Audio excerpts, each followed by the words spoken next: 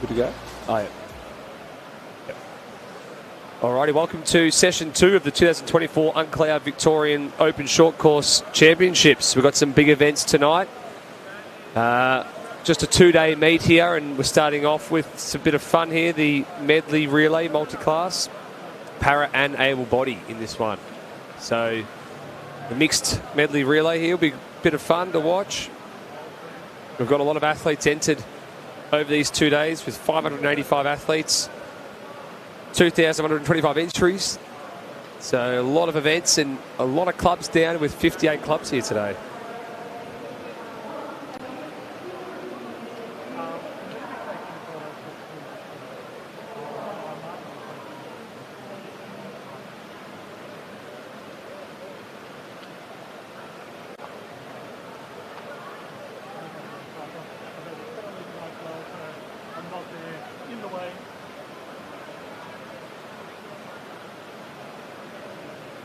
We're almost ready to go here of heat one of event 1 here.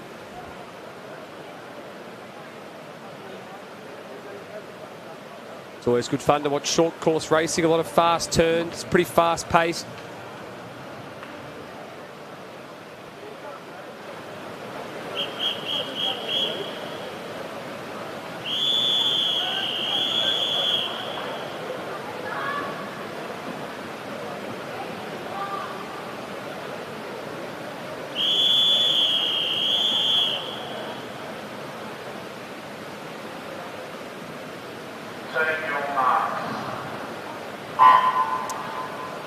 And so we also have a staggered start here in this one. And this is to try and help, try and make our times a little bit more even pace with our Paralympians, because there are also different categories in these. So you can see here with the staggered start, lanes 1 and 4 have now started. And lane 5 will be the last to start, and they are underway there with Western Aquatic. So what we'll start to see here is teams sort of start to even up quite a bit, but right now Ivanhoe have a large lead, and they will be hard to catch here as it's only a 4x50.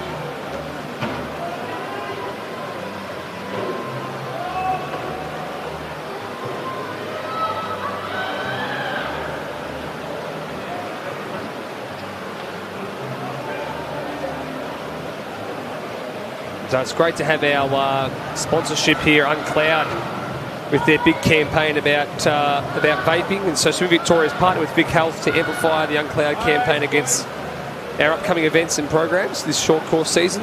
So a lot of young people are vaping these days, and so UNCLOUD's trying to create a safe space for our young people to hear from their peers, share experiences, their thoughts and feelings. And right now into the butterfly, Ivanhoe still out in front. Melbourne starting to make up a bit of ground.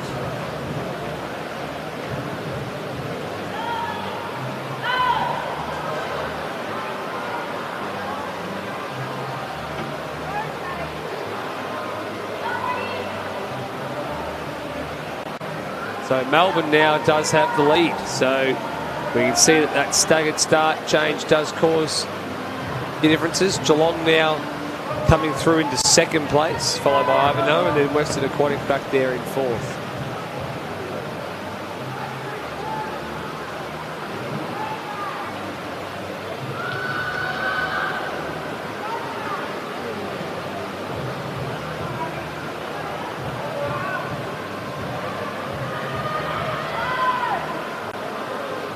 Coming for a good finish here. It looks like it'll be Geelong possibly hanging on, although Western Aquatic is finishing quite strong here and coming into the wall now. It's been a good finish. Geelong will take it out.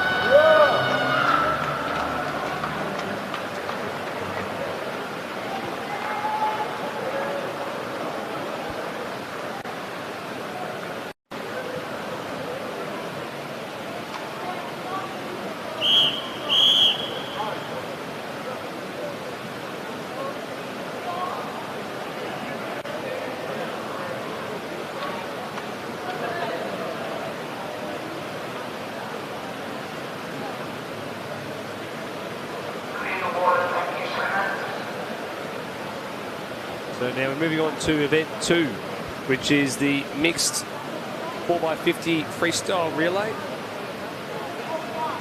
And just have a look at the Victorian All Club Comers record here, set in 2022. Grousset Manadou from France. 2 lads who competed at the Olympics recently. Manadou won a bronze medal in that 50 freestyle, so there's a bit of speed. 1 minute 27 for a 4x50 freestyle relay, so that's pretty quick.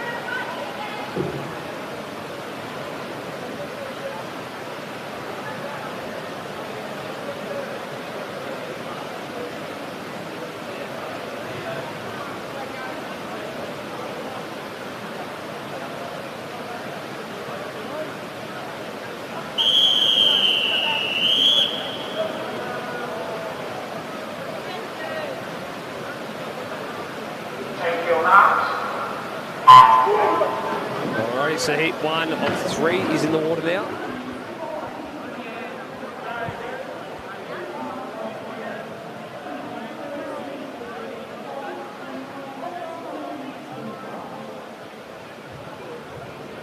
We'll also just mention Swimming Victoria's new major sponsor and aquatic facility maintenance partner is Mattioli. With over 50 years of experience, Mattioli are experts in building and upgrading pools. This partnership will connect organisations seeking advice directly to Mattioli, playing a pivotal role in shaping the future of Victorian swimming. This collaboration not only enhances the support and resources available, but reinforces Swimming Victoria's position as a leader in fostering better swimming facilities and opportunities across the region. It's a great step forward in ensuring continued growth and improvement in Victorian swimming infrastructure, and we look forward to working with them in the future. So out in front here is CGGS Aquatic. Some land not going away here in Heat 1 as we're coming up to our 4th and final swimmers.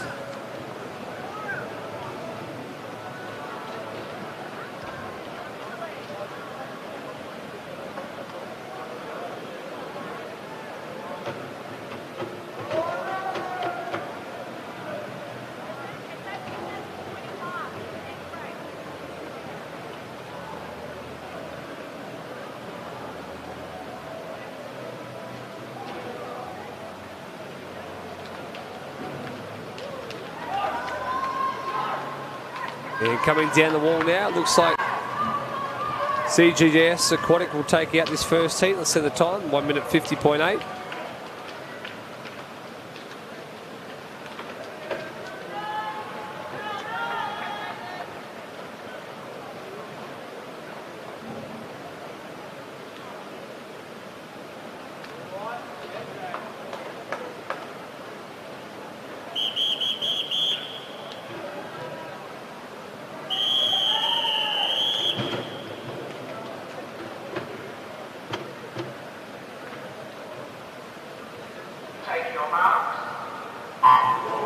Alrighty, and heat 2 now in the water.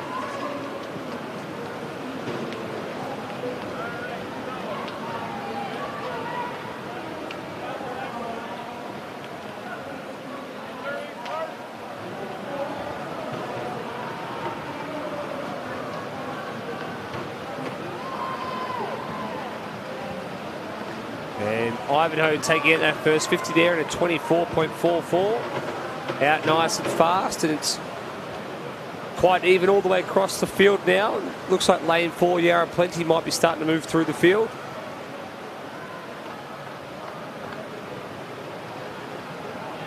And Yarra Plenty may have taken the lead, although out wide there in lane 0 is CGGS Aquatic. Oh, I get my words out there, CGGS Aquatic.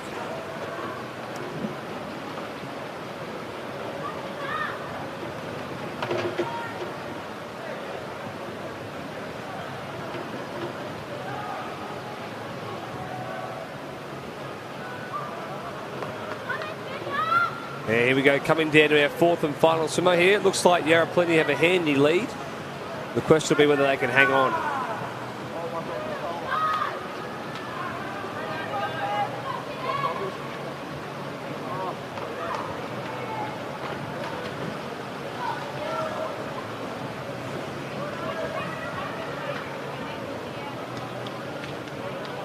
And coming through nicely now is also Propulsion, gaining a bit of meterage here late, but also finishing strong over here is Melton in lane 7, but looks like Yarra Plenty will take out heat 2.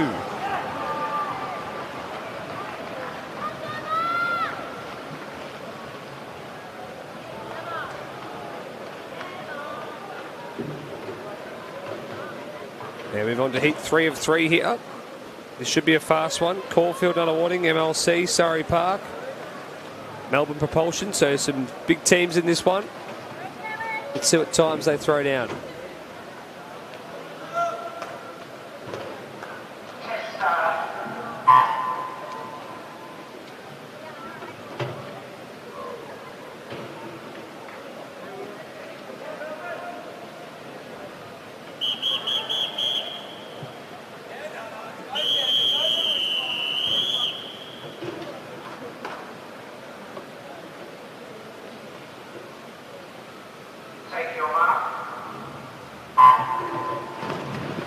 Here we go.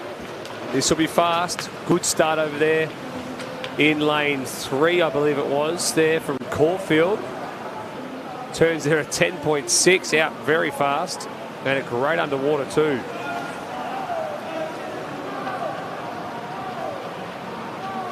This will be a fast 50. Oh, there you go. 22-1 at Caulfield there in that first 50.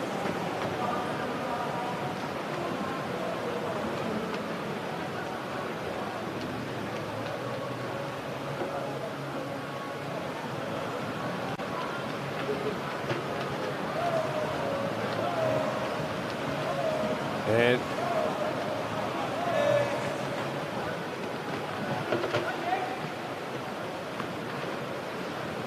so it looks like Caulfield's still leading us through there. Although it looks like Not a Warning he's starting to make up a bit of ground here, and they actually might touch even here as we come into this last 50s. This should make a good last 50 between Not a Warning and Caulfield. I reckon Not a Warning is going to touch in front. They do.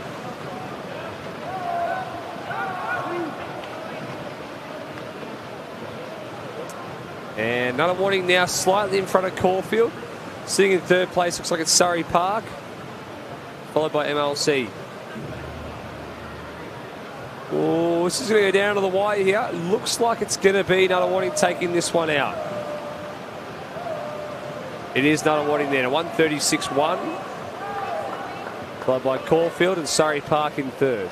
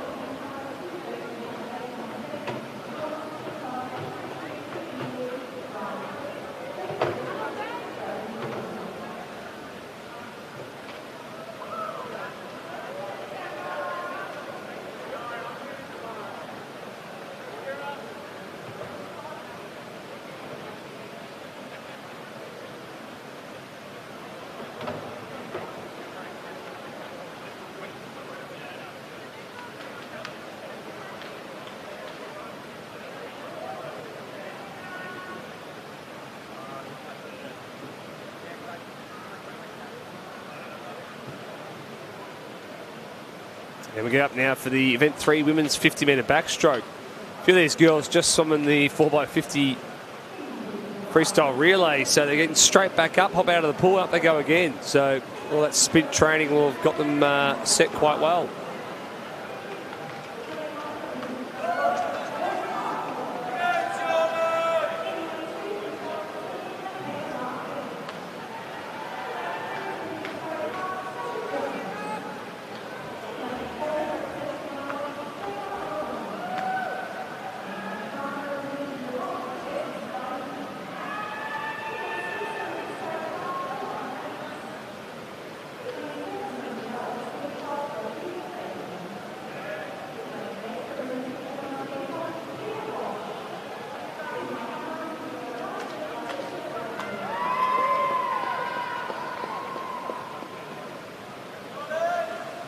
This will be a fast race and a tight race. Fastest qualifier, Olawini there in 28.5. But multiple girls should go under that 29 mark with her.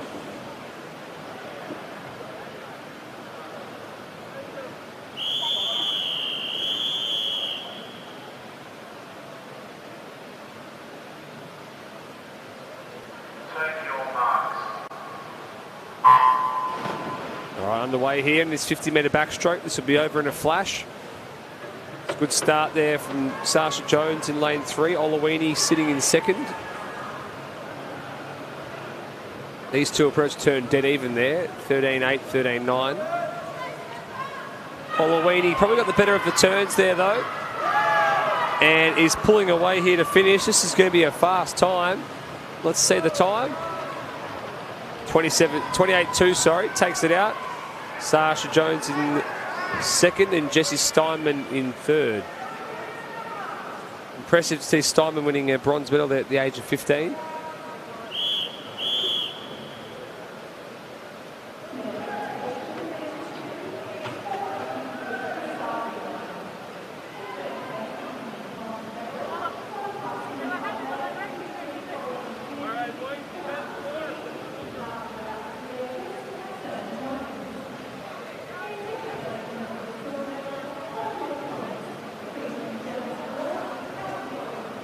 So we move on to event 4 here, the women's 100-metre freestyle multi-class.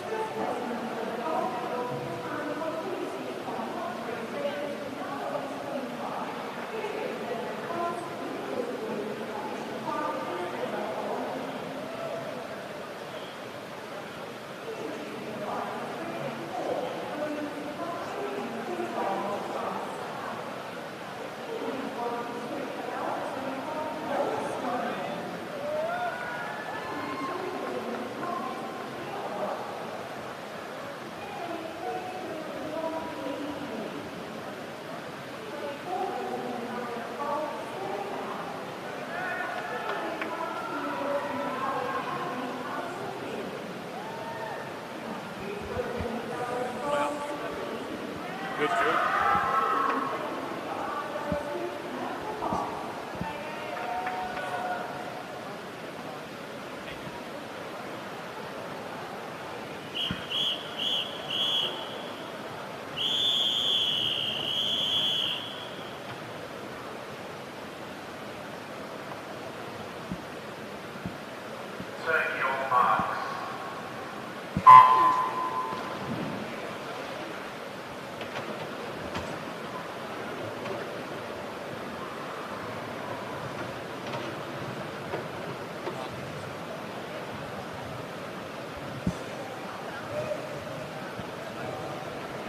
And we've got Kalia Marsh down now alongside me here for this 100-metre freestyle multi-class event 4. Welcome down. And coming into the wall, the 50-metre mark is Sarah Howe letting us through in a 31.93. In our multi-class here, we have a couple of different classifications. We've got an S10, S19, S7, S6, S19, S14, S18. So a wide variety here, and as we know with our multi-class swimmers, it's about points scored relative to the world record within their category. Definitely mixed bag going on this afternoon. Yeah. A lot of these athletes also would have competed in our mixed para and able body relay earlier. About 10 minutes ago. It's been a short change around. So they're backing it up already tonight. Definitely. So Sarah Howe takes it out there at 106.5. It's a fair bit quicker than this morning's time of 109.4, which is good. It's also a really great opportunity for these athletes to get the chance to swim heats and finals. We don't often see that at our big events. Yeah, it's good, isn't it? Like, especially short course season back in the day, it used to just be straight finals. Absolutely. That's only changed maybe about 3 or 4 years ago, I reckon, that we had heats and finals. It's always nice to get that excitement of a finals atmosphere. I think so. Too. You always swim a little bit quicker. Brings out the best in us. I think so. Can be a long couple of hours in the heats too, if it's just timed finals, I think, especially this indoor pool. Definitely to try and come back for just another, what feels like a heat swim as well. Yeah, definitely.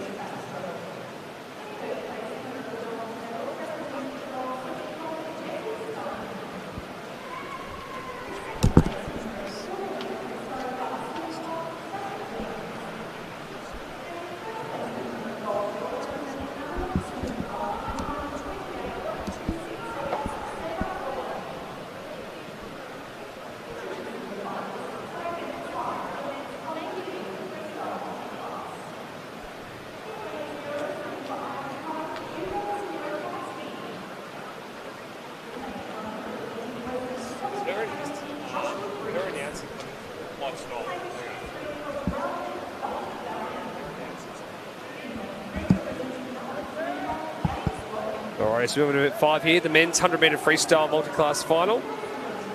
Okay, we've got a few S15s and a few S19s and a few S14s. So we should see some battles within some battles. Yeah, it's always good when there's a couple of matchups with those classifications. It means the first person to touch the wall is obviously going to have the higher point score. So a bit clearer on who's going to be the winner between those guys. But then obviously overall points come into play for those medals. Just looking at Nikki Layton's time there, 50.9. It's a very competitive time. It is seriously fast. quick. Watched him race this morning. He looked pretty good. Yep. You wonder how much quicker he can go tonight. With a bit of clean water possibly as well. Yeah, definitely.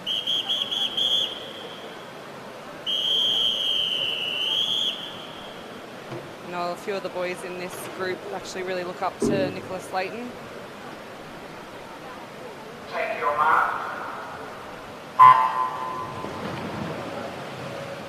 And you'll expect Nick to go pretty fast here. So he is in technical battle with Nick, with James Logan.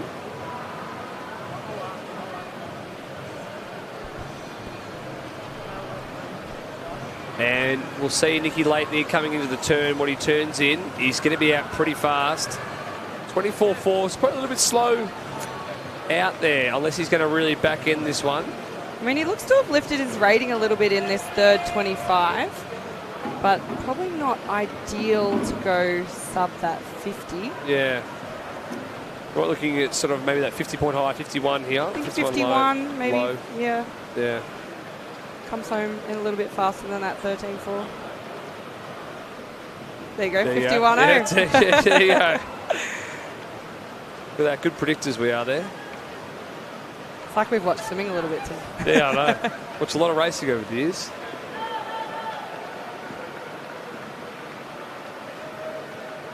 Given the little, it's okay. He's happy with that one. Yeah, he looks pretty happy with that. So just looking through that program now, a lot of these guys actually went quicker than this morning. So good sign for these swimmers if they are going quicker than what they did in the heats. That's what we want to see, swimmers stepping up in finals.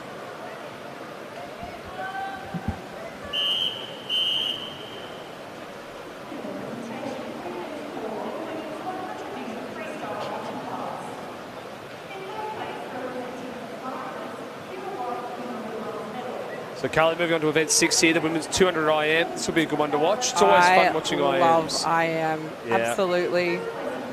Short course, obviously those turns, massive element, can be the make or break between a win and a loss. And always good to see. I mean, we look across the field at people's main strokes as well. Definitely. So got a bit of a range throughout this one. A couple of our longer distance swimmers in there. I was going to say, Dakota Mathers is quite good at distance. Lucy Doyle, she's also a good distance swimmer.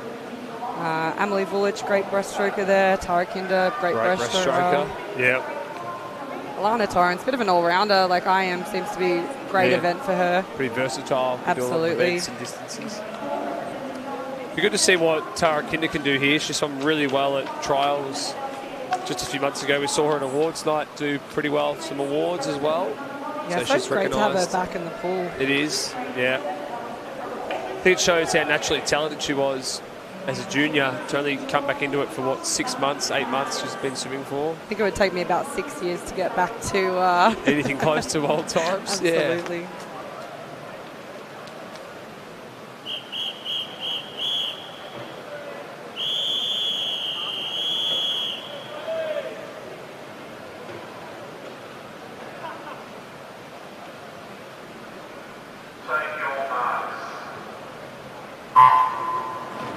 So this IM is now underway. So all eyes will be on Tara Kinder here. She was 5 seconds faster than everyone else this morning as the fastest qualifier. So you expect that she's probably going to be the one that takes this out pretty comfortably. Yeah, I think the girls might challenge her through the first 100 and then we'll really see her lift in that breaststroke leg. Coming into the wall here at this 50 fly. So she turns in it.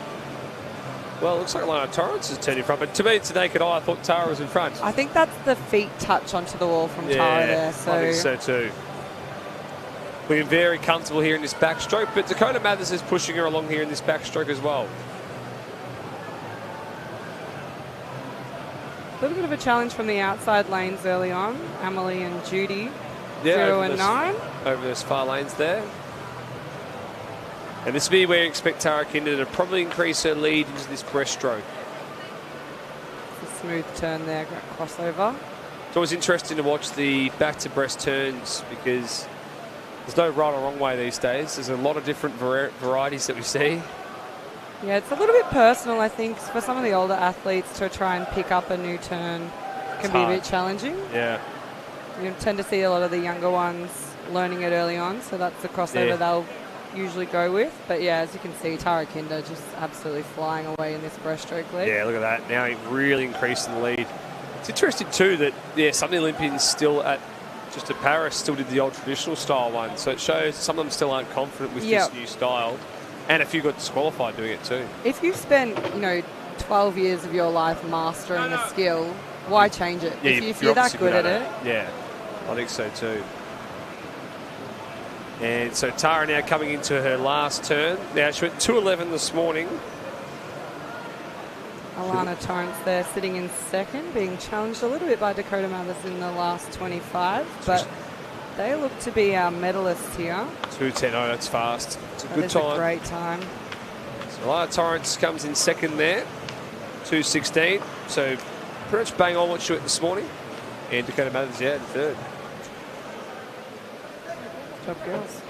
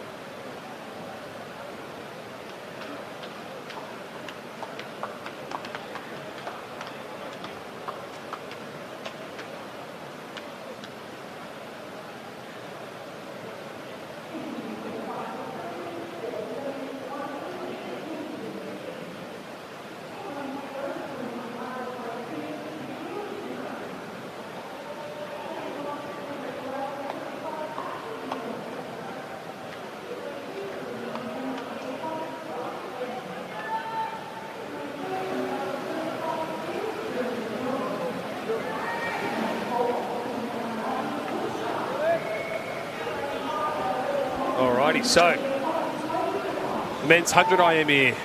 Speed. Taboo event, bit of fun. It's always good to watch. It is so much fun. I think every athlete says it's their favourite event short course season because it's different. It's quick. It's over in a flash. Yeah. Especially this race, it's going to be a lot of splash and a lot of dash. I was going to say it's going to be a lot of splash, and we won't be able to see much. Interesting to see Toby McCormish has gone to the old funky trunks up here. I like That's what we mean when it's fun, hey? Yeah, I like it. Take your marks. Well, it'll be interesting to see how fast these boys can go, whether anyone can go well under sort of 57. Cal in lane 6 had a really great start and underwater. How about that Victorian all-comers record by Tom Jacon, the Italian backstroke of 50.9. That's moving. It's pretty quick.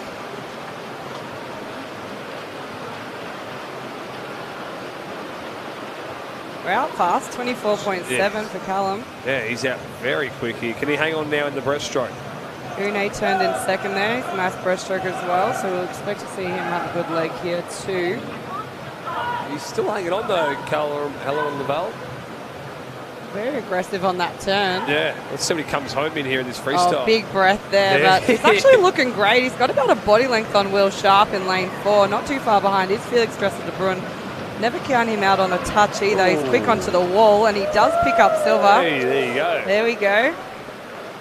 He's happy with it too over there, or is that frustration? He looks happy. Nah, he's happy. No, he's smiling. He's stoked. That's a great time. That's a great swim. 55 too, though. That's fast.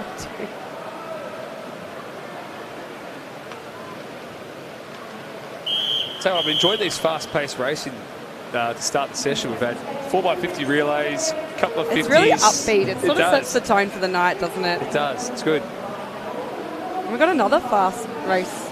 I know. It's great. Oh. Keep it coming. All the sprint events. Yeah. Who put me on commentary?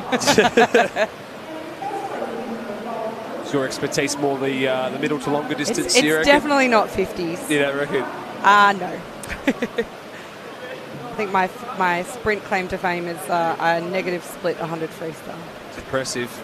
You were the back ender before the back end swimmers came about. The OG.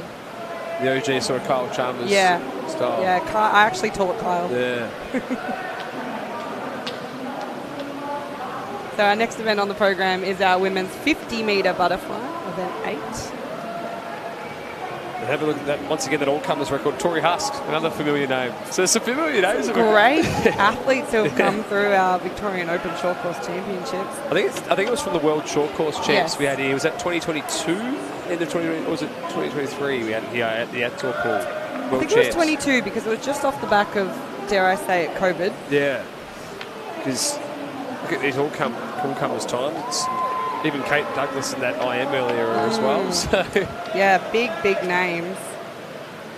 It's pretty cool to see.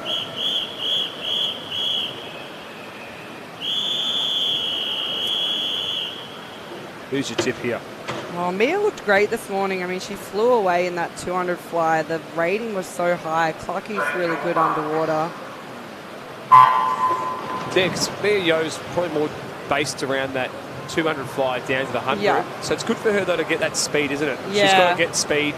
So it's actually Rihanna Chen that got off the best there. She's a great underwater fly kicker. Done a little bit of work with her and Brian over at DVE. Yep. Some of my shadow hours. She's flying. She's looking great. Just 15 years of age as well. She's absolutely flying into the wall here. Let's see the time. She hasn't slowed down on this second lap. 27.1. Ooh. It's a great swim. That was amazing. Izzy Osborne snuck in for second there too. There you go. She's just taken off a second off her time this morning in a 50. I love it. Short course. I love it. It's a great swim. 15 years old, takes it out at Opens. She should be stoked. Great future ahead there too. Yeah, she looks pretty happy over there. Now we've got some longer distance races. Here we go. This is my vibe. This is your niche. 400 freestyle. Well, some familiar names. This one: Harvey Lark, Tommy Lane, Harry Hay, Campbell Wilson Moran. We've called these names a while. Josh Carnes, Tian Berger. Yeah, getting to know these boys a little bit better. They're a little bit hard to break the shell on a few of them. Yeah. Tommy Lane never much for a chat. He doesn't like a chat much, does he? How about over there in lane 0, Adam Selwood doing a full free? Don't often see him doing these sort of events. Interesting. I think he's had a pretty big program today. Yeah. I've seen him in a few events. He's more of our IM and breaststroke man. 2 breast is sort of his best event.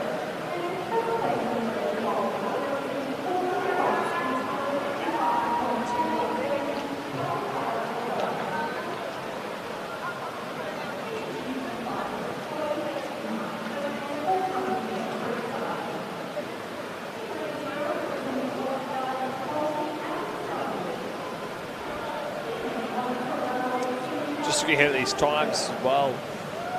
This morning, Tommy Lane with a 3-minute 50. You reckon he'll go well under that 3:50 tonight? It's hard to say. He actually looks pretty focused, which is good for Tommy. Yep. It's all about for him, I think. We're in the process of learning to execute race plans. Now that he's racing those open events, 19 years old. Yeah. It's a big step up, isn't it, from that 18, 19-year-old men's age group up into that 21, 22. Absolutely. And trying to break into our middle distance is always tough. We're always pretty strong in those areas. Especially short course, it's all going to be about executing the race best. And I think that's something we saw even at Paris was we weren't seeing these incredibly fast times in those distance races, but it was more about the actual race itself. Yeah, good racing.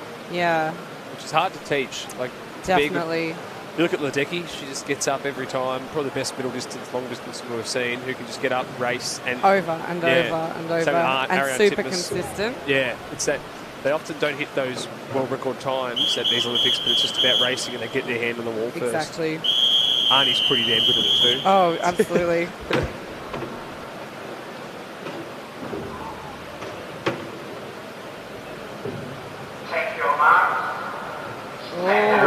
just had a...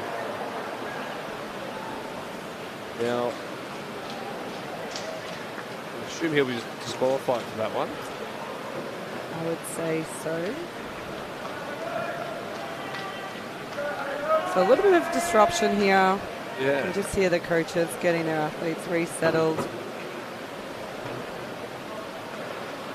Disappointing for him there. In lane 6 there, Cam Wilson-Moran. He would have been looking to buy off a medal, you would have thought, in that one too. In under 4 minutes this morning.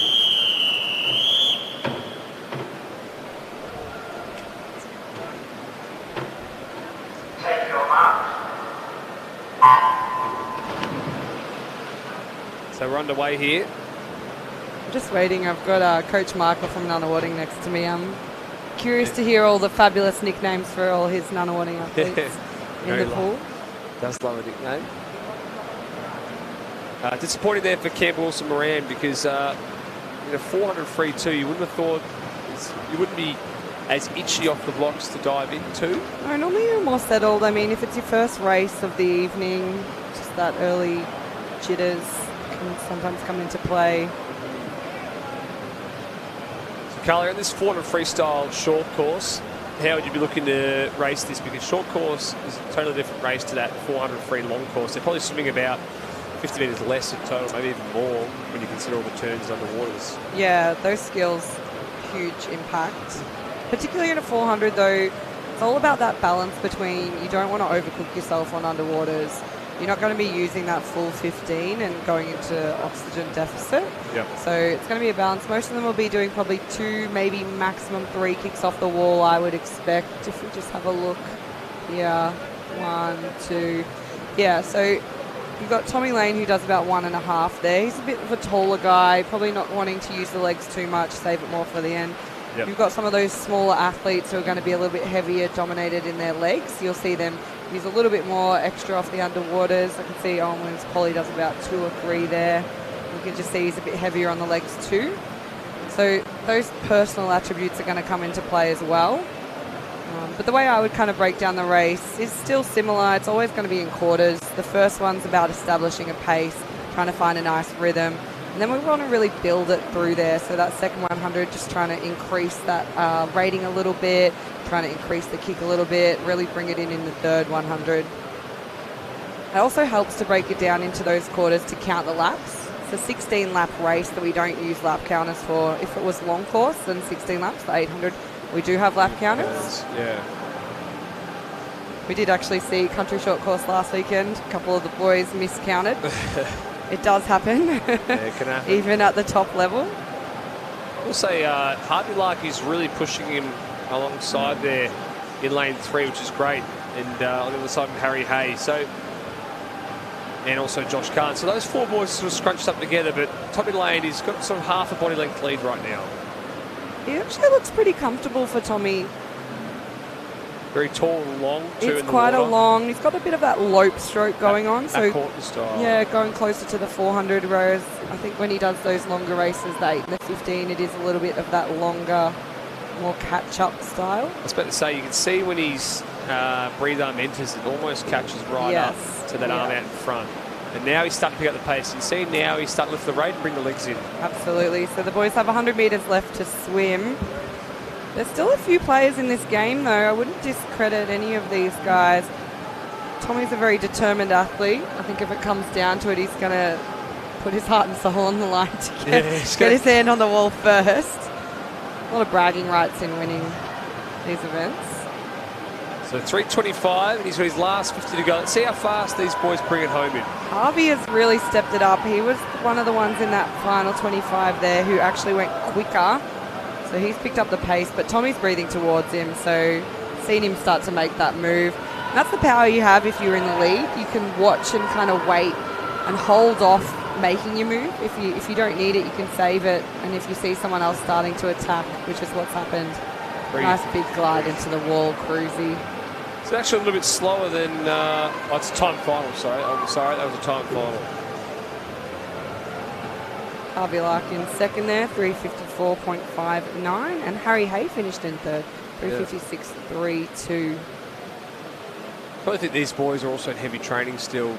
getting back into things? I think it's a bit of a mixture. I mean, we do actually have a lot of our actual open athletes across the field there, so this might be one of their more major meets. But we do have national short course coming up in about a month and a half, so over in Adelaide. A couple of them will be heading towards that. And then some of those younger ones, the age groupers, your Tian Burgers, even Harvey Lark, Campbell, if he'd swum this one, they have state age championships just in 3 weeks. So most of those guys will definitely be in hard training. This weekend almost acts as a training run. And it's a really good opportunity at a meet like this. You get to step up and race some of those older athletes, get the exposure, but also tweak any parts of your race that might need some work. So putting it into that race environment is always going to be a little bit different to training. Skills that you might execute while at training under pressure, under fatigue, might not come through as easily or as simply. And we can look at them across this weekend and know where we need to work on for the next 3 weeks. Definitely. Well, for them, it's almost like a pre-hit out, isn't it? You know, blow out the cobwebs. They haven't really done much short course racing either. I feel like the short course season seems to get shorter and shorter each year. Like it's become condensed, hasn't it? I don't mind it in a way, but yeah, I guess for these guys, if you're chasing a national short course time, you've only really got mid-June, July, and now we're already in August, and we've got state opens. Absolutely. So, and in 2 weeks' time, we've got age. So not much time for these guys to actually get their racing right short course. Yeah.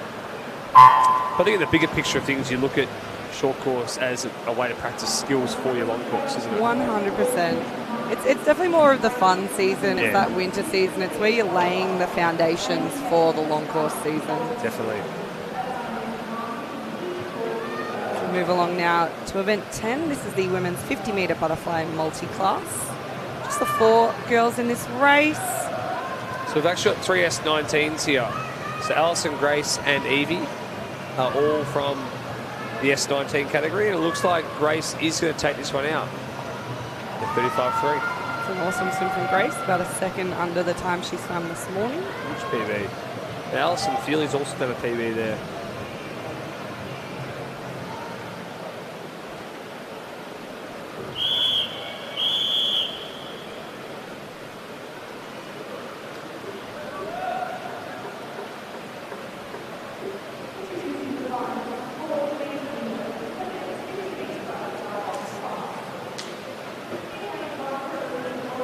Behind the blocks now, event 11, the men's 50-metre butterfly multi-class. Do you know what I love? There's more boys than girls in these races. This year there is. Yeah. Yeah, in the multi-class. Yeah. The last couple of years I thought there's been more girls. That's what I was thinking. It's good to see so many of them. Well, I think a few clubs have really done well at building up their multi-class programs and getting these guys involved in racing more. Yeah, 100%. A lot of them are really close friends too. It's always nice when you have that group of people to go through sport with. Yeah, and I think especially, it's not as fun racing by yourself. So for these guys now, they've got a full heat. It's great. They get up, they all race with each other. Yeah.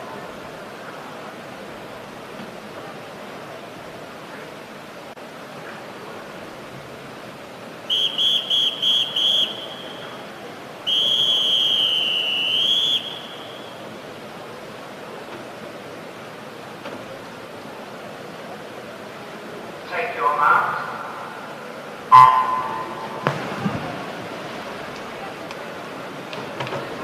Alrighty, so Nick Layton, we called him out before in the 100 freestyle, and a little bit over his times in the 100. Let's see how fast he goes here in this 50 fly.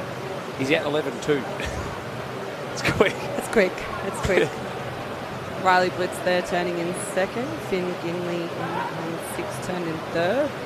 James Logan, though, having a really nice second 25 here. It's made up a bit of ground from that start. Riley Blitz just a little bit over there. The legend himself. Self-proclaimed. Might have been a little personal best there from James, which is good to see as well. See. Alrighty, so moving on now, event 12, the women's 200 backstroke. So once again, sort of that middle distance to, not long distance, but that mid-distance backstroke here. How would you be racing this 200 backstroke, you reckon? Yeah, so it's a middle distance event. It's the longest backstroke event that we have, though, so you do need more of that endurance background. Yeah, more of that aerobic work. Absolutely. The second 100 is where all the action's going to be happening. It's not really going to matter who's leading at halfway. It's who's going to be leading at that 150 mark that will be the game changer. I know Jessie Steinman actually negative split this race this morning.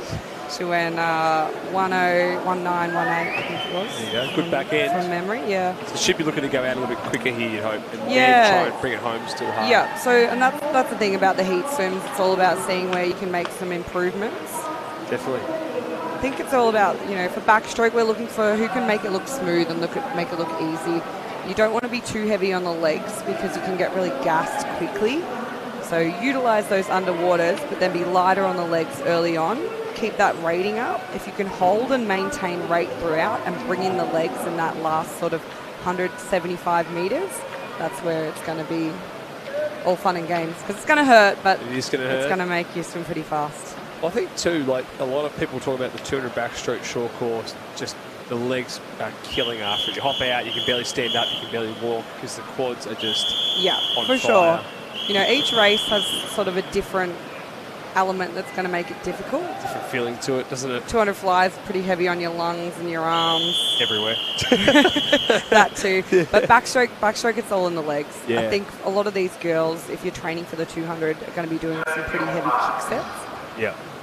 I think too, it's that real focus on that real light, small, fast, powerful kick. Flutter, yeah. Yeah, rather than that splashy kick you see exactly. in the freestyle. When we look across the pool, and you won't see those big splashes, but we're looking for just that bubbling. So we know that the feet are really close to the surface. You don't want them sitting too low and dragging along. Yep. You want nice high hips, and you want to be pressed back on the shoulders. Pull the shoulders back, head back. And if you watch there, Sienna Shepherd in 5, that's that smooth swimming that we look for. It has to look easy, and we know it's not. Yeah, we know she's working hard. I think too, in that and look at those underwaters as well. That was fabulous underwater work there. I think too, in that backstroke, you really want to think like you look tall. You're really rotating, getting the shoulder out, then to the hand. And our best backstrokes always look tall in the water. Yes. That length of stroke, if you can get that maneuverability of rotation from the catch, the catch point all the way down through. Yeah. So Abby Carney not swimming this one here. I think it might have been a late pull out.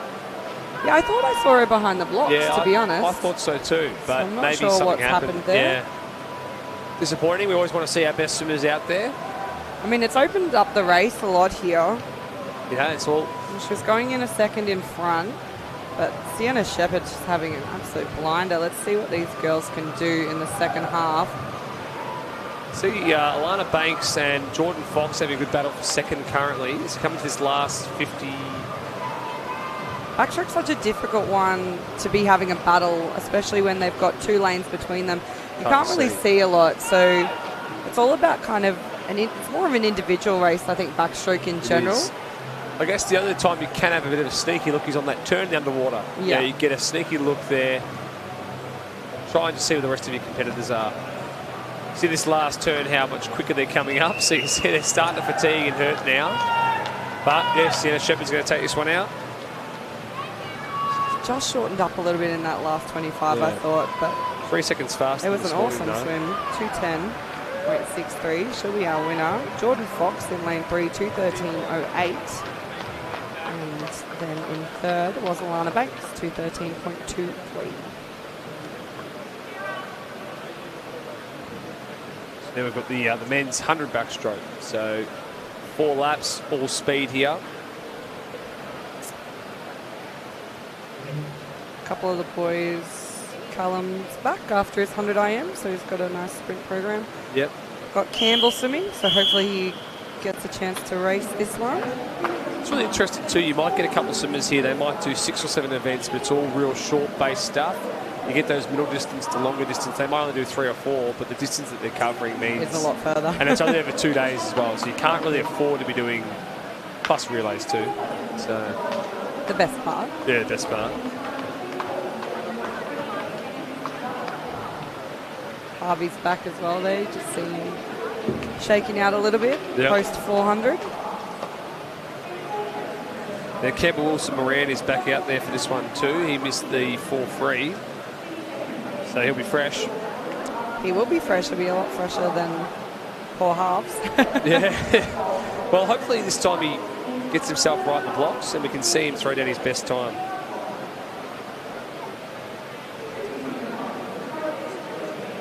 Got Lucky Jacket Simpson, our fastest qualifier there. Swimming out of lane 4. He went 54.6 this morning. Looking pretty serious tonight as well. Yeah, he does look pretty serious. Step back away from everyone else.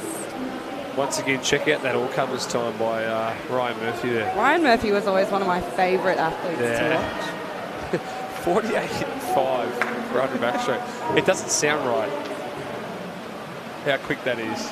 Short course swimming is so interesting. It is. Well, a few people have actually said they prefer to watch short course racing because it's more fun because it's just that fast pace. Fast. Turn, bang, bang. Everyone loves to watch fast racing, don't they? And I think especially over like the 100-metre distances in the 50s. Yeah. It's just all skill work, all those underwaters.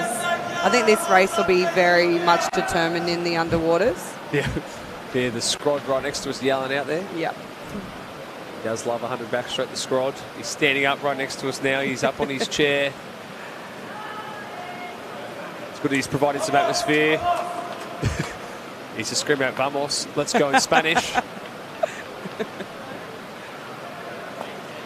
Always looking nice and relaxed here, so we're just waiting on our official.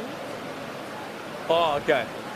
So I've just been informed by the Scrod that one of his swimmers is of El Salvadorian descent, so he's yelling out vamos in in Spanish. So the Scrod's learning some Spanish. I like to see it. All different kinds of little spur-ons from the coaches. Yeah. MLC has their signage. We've got a green love heart and a peach. I haven't seen that yet. Yeah. Oh, is it over there like a little banner, is it? Yeah, with a little yeah, we'd like to see that. I think it's always better long course for that stuff because you can actually put your stuff out on that far side of the pool there. There's a bit more room for people to see it. Definitely. The crowd, that is. Different vibe in the old short course pool, isn't it? And I think we've had a malfunction, have we, with the scoreboard? Death taxes and a malfunction at our MSAC indoor pool. It wouldn't be a state meet if we didn't have a problem with the scoreboard. We've got to have a hold up somehow. There it is. It's nearly always before backstroke. Yeah, Isaac Cooper's had an absolute terrible run here for backstroke events. Right, yeah. Well, no flash photography. Maybe someone set it off. Maybe that's what's going on. There. Man's just done a Windows update in the control room in there, in the bunker. All right. There we go. Our amazing officials in blue are ready to go, so our swimmers brought back to the blocks now.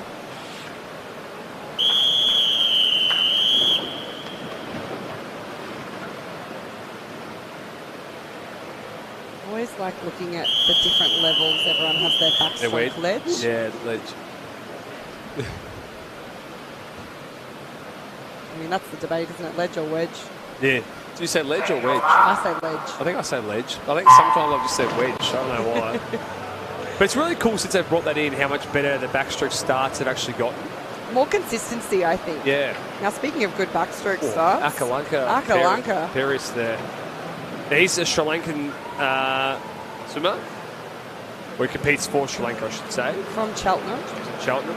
Yeah, he has had a great start, but Lucky Jacket Simpson's having also... worked his way back into the race onto that second 25, and they've turned even. There you go. They've turned dead even. So we'll see what they come home in here, but it looks like Lucky Jacket Simpson might be in front now. He had the better underwater off that 50-metre turn. And as we said, it does come down to those skills, and you can just see him holding that underwater that little bit longer, probably about two extra kicks. Yeah. Yeah, makes a massive difference over these short course races. And it's going to be enough to get him on the wall first. Hey, 53.2. It's quick. So there you go. Callum Heller and Laval in. Oh, no, sorry. Who's third? James Lorena. Third. The Akalanka Perry in second. 3.6. Fast times. They're a lot quicker than what they went this morning. It's nice to see the guys come back and improve in a final. It's always good when you can do that. I think it's quite a skill to master sometimes, that ability, if you've had a heavy program in the morning, to actually lift for a final. Get up and race, yeah. I always remember watching Brendan Smith do it. He'd race 4 or 5 events a day and he'd get up and come race. Back. Yeah, and he'd come back and he'd be able to lift come the finals time.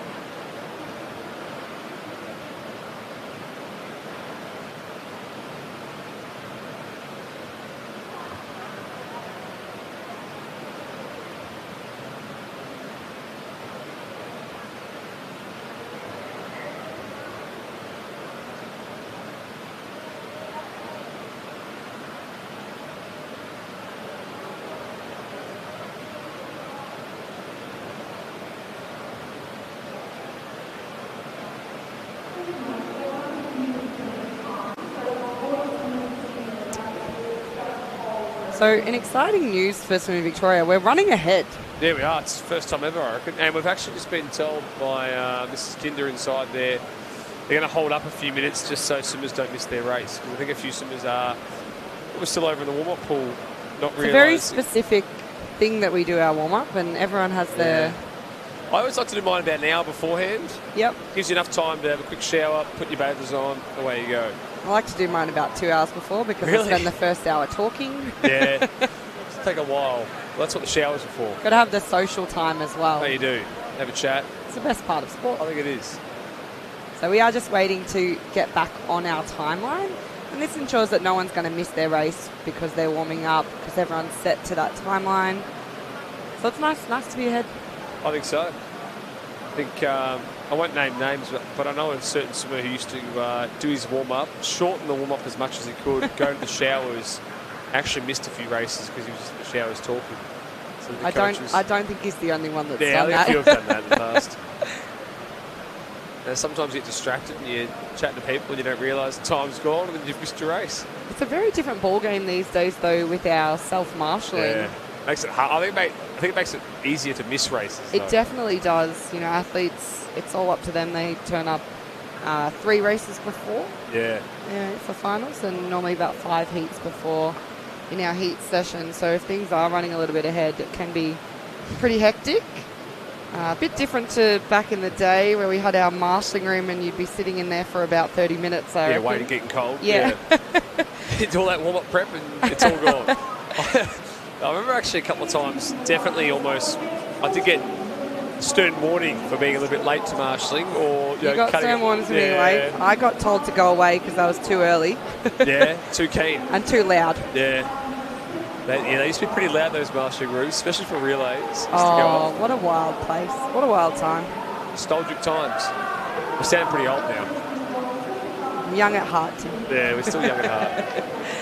And we are ready to get back underway here, so we move on to event 14.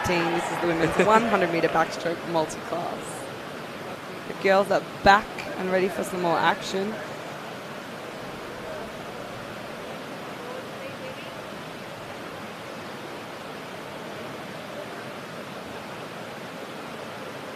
Now these girls have heavy programs.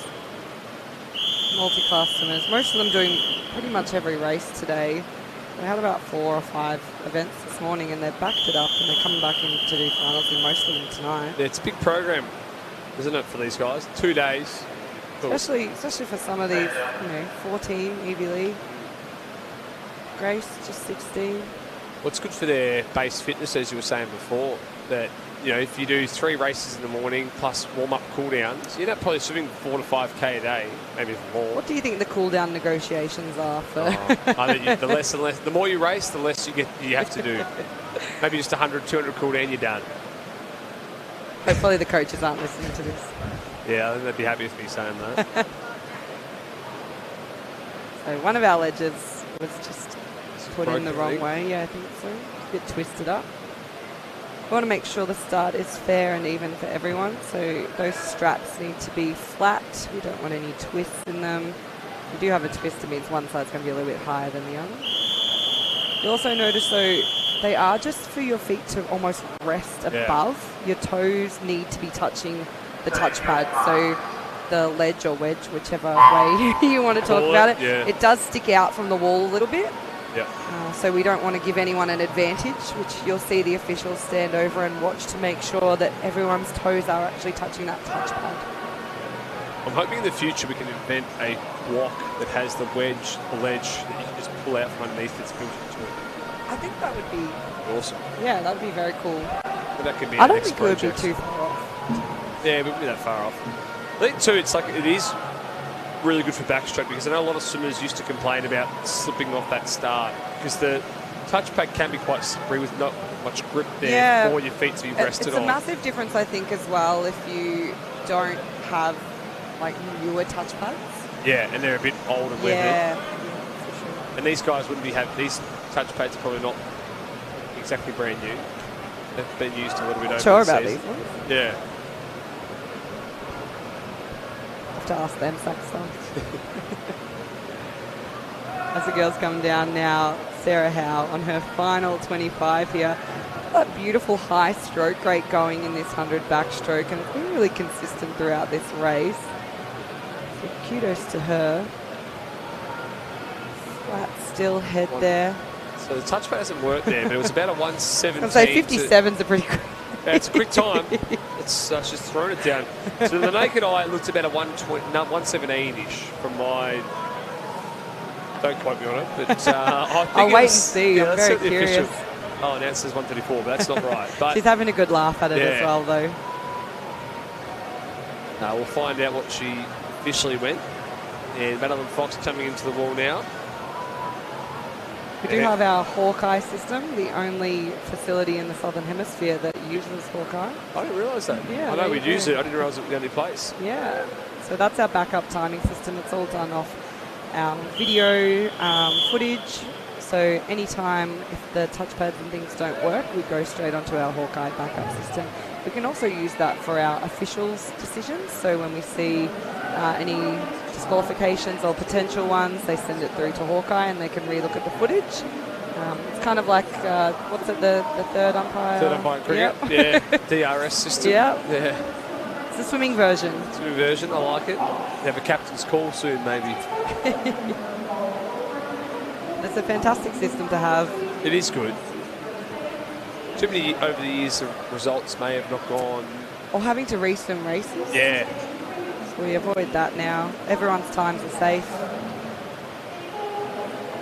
It's also good sometimes touchpads don't go off, or we used to actually have manual timekeepers as backup systems, but they're not necessarily the most reliable sources of timing. Definitely not. So we can make sure our athletes get those official times. Especially in a sport where it comes down to hundredths of a second. Millimetre, yeah, exactly right. Fingernails.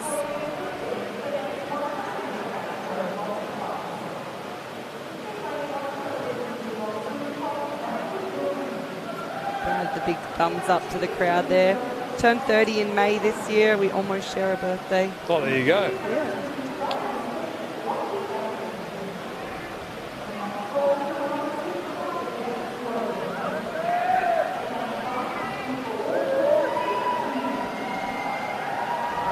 Caught these boys earlier in the 50 fly, and I think they're in the 100 freestyle as well. A fair few of them. So now having a crack at some backstroke, why not? Some backstroke, I like it.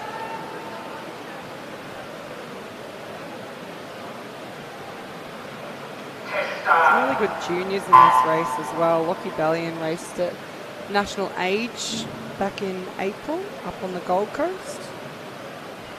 Cooper Harrington, just 14. Had a ripper last 12 months, Cooper.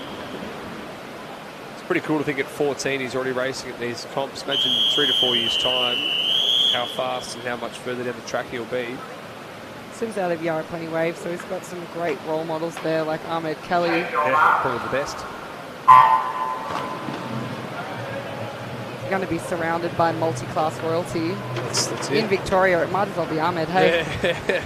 What a legend. Probably our most famous Paralympian, isn't he? Certainly up there.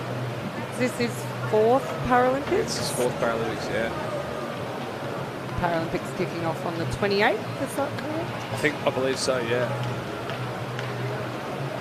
Most of those guys over in France now on their training team. Getting ready to race. Getting acclimatised to cardboard beds. That was interesting, wasn't it? Cardboard beds. It's a close race here between James Logan and Finn Ginley. Lanes 4 and 5 battling it out. James just a little bit stuck on the lane rope there, so ideally our athletes are going to be swimming up down the middle of the pool. You don't want to get too much drag from those lane ropes. Yeah, you want to sit right in that middle, don't you? Avoid the splash of the other lane as well. And fighting back in this final 25. Finn had him on the turn. Stroke for stroke. James looks like he's just rated up a little bit in this last part. It's going to be timing onto the wall. Oh, there you go. By 0.24, he gets it. Gets it. On that last lap.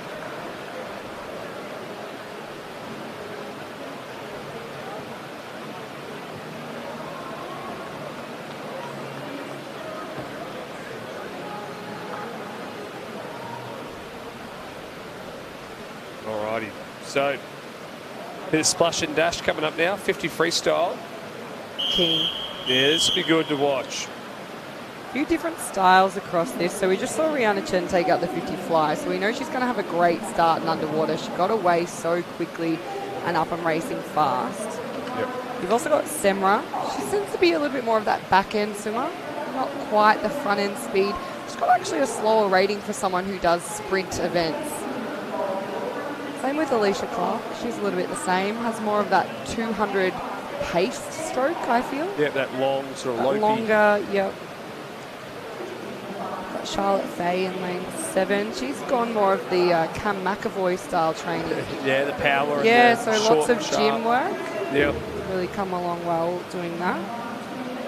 Look as well, he got Zara Jeffrey just 14 in this final. It's pretty impressive to see that in the 50. She's really stepped it up at training the last 6 months, and it's been so fantastic to see the improvement.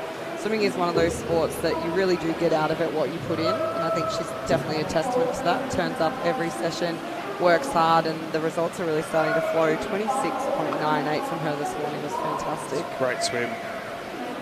We'll see if we see any 25 lows here in this final. But you have a look at the difference between first to 10th in this one is just 1.3 seconds. So it's not a lot much between it. No, so it should be a tight final. As we always expect in the 50, it's always going to be pretty tight.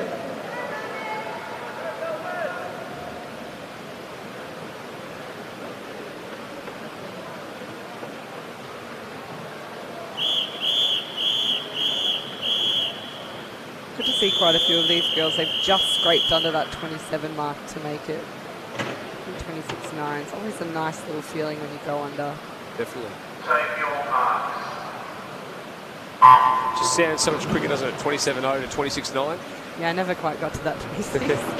And great start there from Alicia Clark. You can see that long stroke as you were talking about. And you can put a blanket over this. It's hard to see. Oh, maybe Oloweini now in front. 12.4. Had a good breakout as well. Got a great turn there. Popped herself up about half a body length in front. Clarkie's starting to make a little bit of a move now under the flag. It's going to come down to long arms on the wall. Boy, 25-6 takes it out. Oh, there you go. Rihanna Chen in third, 26-4. And she's taken off another 0.2, 0.3 of a second again after a 55 before. So great. She must be stoked. She's been really well. Super impressive to see a 15-year-old do it, taking up time like that in finals. Yeah, Zara Jeffrey as well. Also just taken off 0.1 again. So some big drops in 50s. Yeah. Doesn't sound like a lot, 0.1, but over a race that short. Short course as well. Massive. We look at spending years to try and take off 0.1. Yeah, those PBs get smaller and smaller and smaller as you get older and older. But more and more meaningful, I think, as well. It is, yeah. You start to really appreciate a PB, I think. It's always funny, though, when you see those 9, 10-year-olds take off 15 seconds in a 50 freestyle. You think that's great to see. Or the one day they only take off 4 and it's not good enough. Not good enough. Or a solid, 34-second PB in a 200. We like to see. I love seeing those. I saw a few of those at Metros, actually. I couldn't believe they kept happening. It's great. This will be a really good race too, actually. The men's 200 breaststroke. We have such a strong field of breaststrokers here in Victoria. Male breaststrokers are really strong here in Victoria. Selwood, Thomas Dale, Calvin Reed's really good over the 50 and 100. A huge percentage of our age group medals at Nationals this year from the Vics were in breaststroke events. It's probably our strongest male event is that. I would definitely say so. Breaststroke, yeah.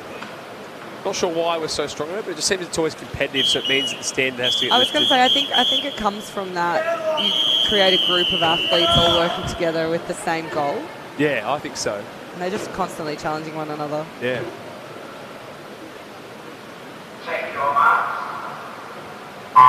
Well, Adam Selwood went to the World Uni Games. Was that 2022, I think he went? Would have been about then. Yeah. I think he made the Australian B team, I think, as well recently, or was it last year? So he's pretty good. You expect him to go probably under 210 here in this 200 breaststroke final. Yeah, 211 this morning. Look how long. He's looking already very comfortable here. I love that long glide. It's such an undulating stroke. You see the propulsion. Funny, use him for propulsion. Pardon the pun. But off each kick, he really gets that extra length. Yeah. See the drive he gets, and see how he's nice and high in the water too. And for those watching, count how many strokes he does in a 25 here. Breaks out there. Some nice distance off the walls, going just over that 10-metre mark. 4. Yeah, so 6 strokes a lap at the moment. I think the first one was a wristling. Yeah. Got Thomas Dale in lane 5, swimming for Burbank Aquastars. They almost nicknamed. I almost looked at it like Dale Thomas, as in the footballer. Every time I look at it, I think that's him. Yeah, I know. I have to look at it twice and go, no, it's Thomas Dale, not Dale Thomas. So he's pretty securely in second at this point. His extra time of 2:15.6 is also a really impressive time. And if he can hang on here with Selwood and drag him out, he could look at going a really good time. So a really good battle on for third between Matheson over here and Felix Dressel de Bruin. I mean, yeah, Felix, we know he loves to come home very strong. He can be super quick on a final lap. Sam Matheson's having a great swim, though. Let's have a look here. A little bit slower on the walls there. Fatigue might be starting to set in. Got 7 turns in this 200 breaststroke event. Let's see this time. Does he go under the 210? Not quite. Oh, 2:10.7. So it's not a second quicker than this morning. Thomas Dale, 2:14. A bit quicker than this morning as well. And Sam holds on. Yeah, hang on there, 2:16. Came home well. Yeah, very well.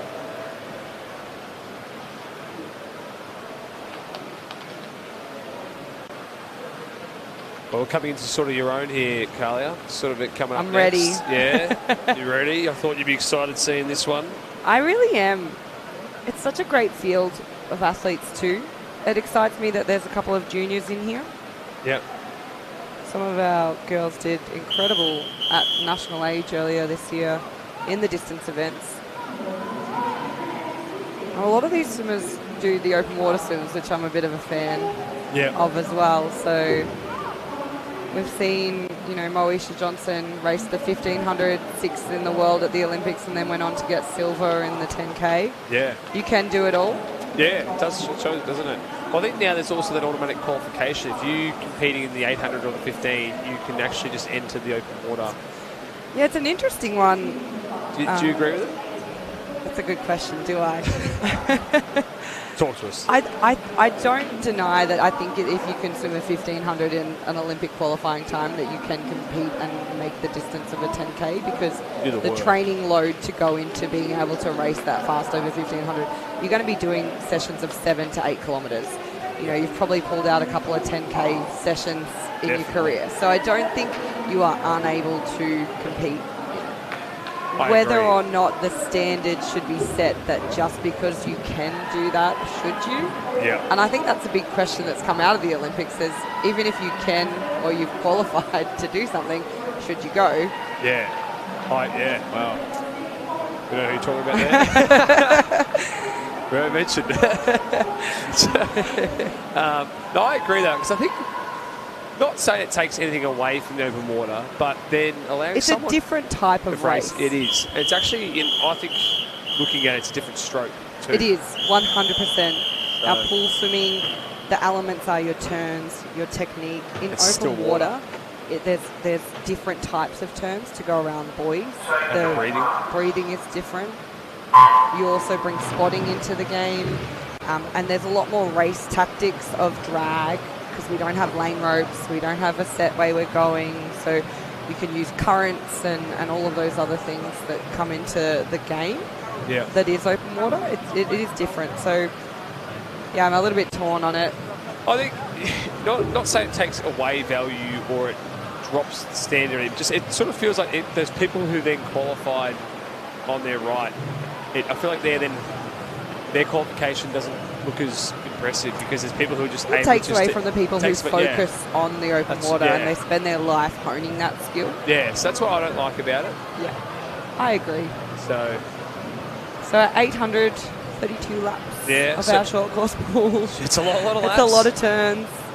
I feel like this one too, they're going to do one dolphin kick off the wall, quick glide, up you go, away, and back into it. Most of the girls will probably breathe twos. Yeah.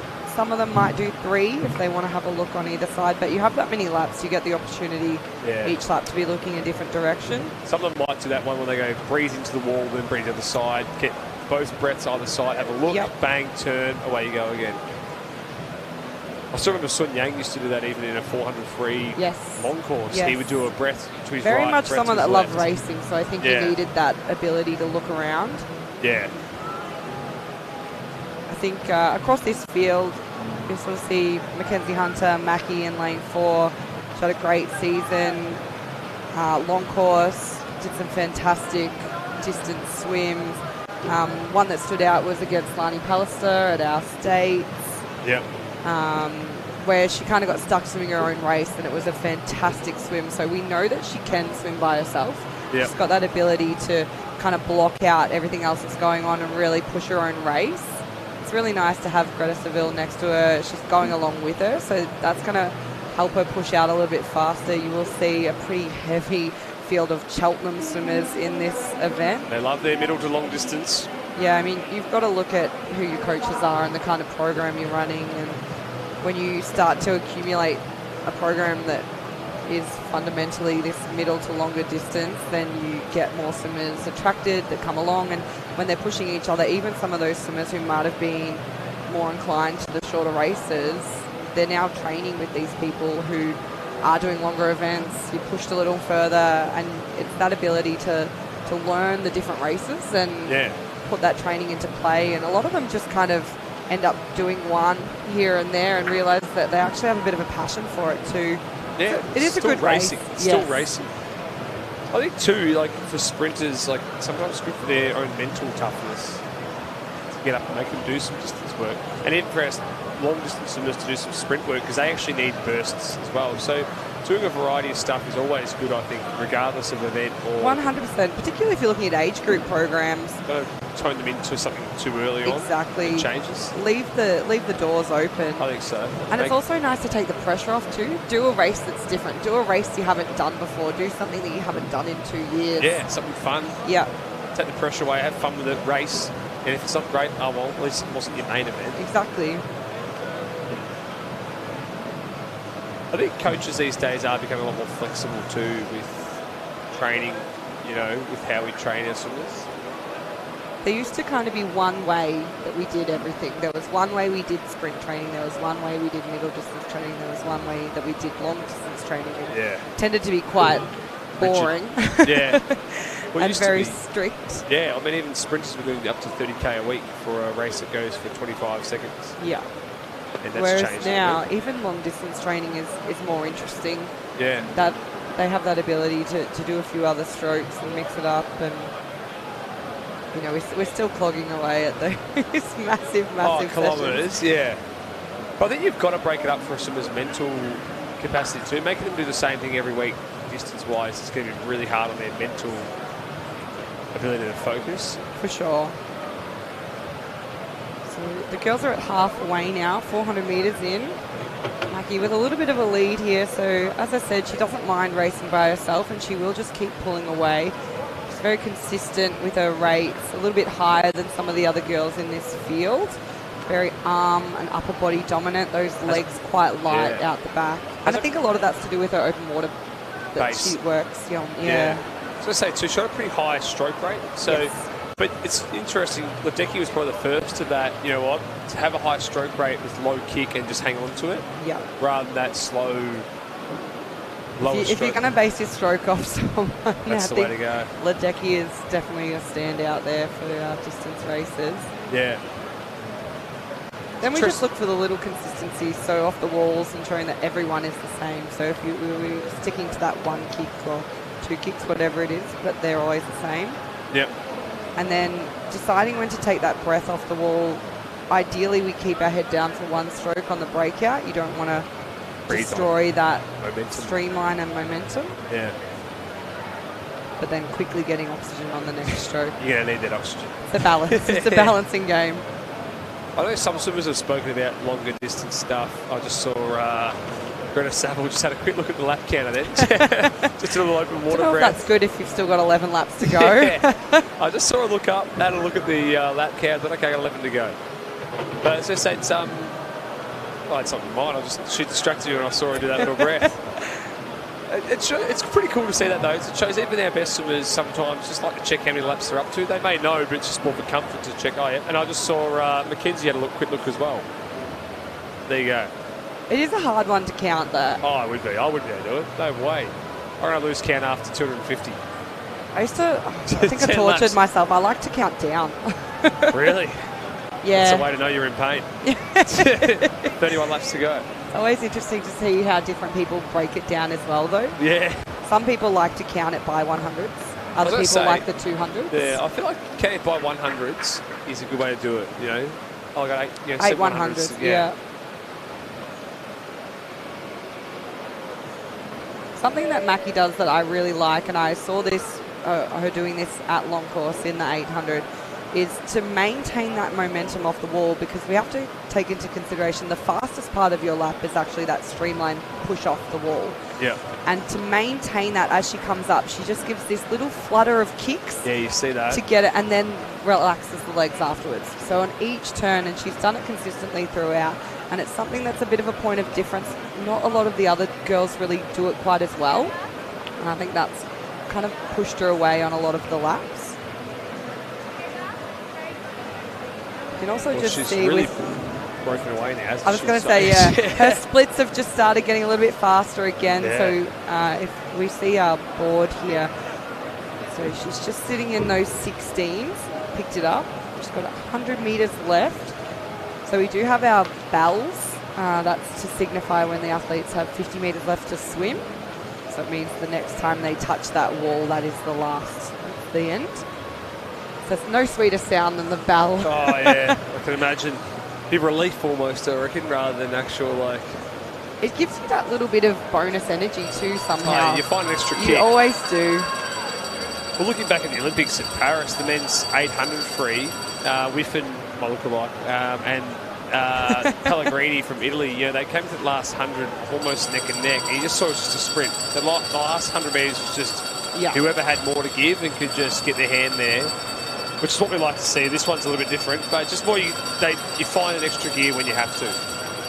So Greta's still sitting in second. Jordan Fox over in 3, not too far behind. Feeling a bit bad for Alana Cummings over here in lane 8. She's lost her cap, but she's got quite a head of hair on her, so that's going to be dragging a bit. But Mackie has just finished 8:40.20. That's a great time. Just to know, the Victorian record is 8:31. Not far off it, really, is it? Not far off at all. 9 seconds sounds a lot, but when she's on the 18... Half a second to 50. Yeah, which I think she could take off. If you think about it, she's probably not tapered. She's got another age group still to come in 2 weeks. I'm very excited to see what she can do. Look at her. She's just so close. I think she knows that she can do it, actually. So, well, you know what? 2 weeks' time, we'll see if she can... I love that attitude as well, though. Great. 4-second PB, but just once more. No, we'll get it. We'll get it.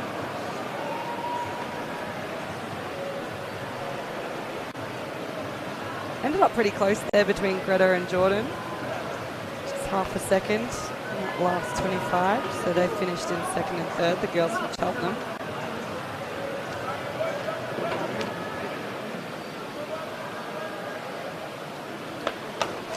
Alrighty, so moving on now to the men's 100 freestyle. This will be good to watch. This is more your territory, Timmy. I like watching this. This is great.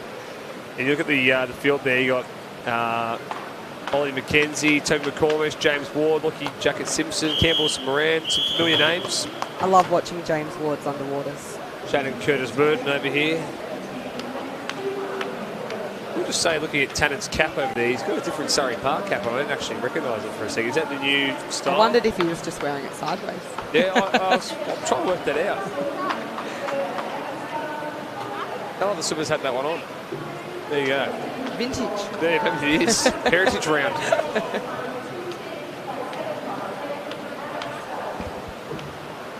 So hopefully we see here some 48s and 49s. So it's good we see a 48, 49 and 100 freestyle, and it's exciting. It is exciting. A couple of these boys, really sprint-focused athletes.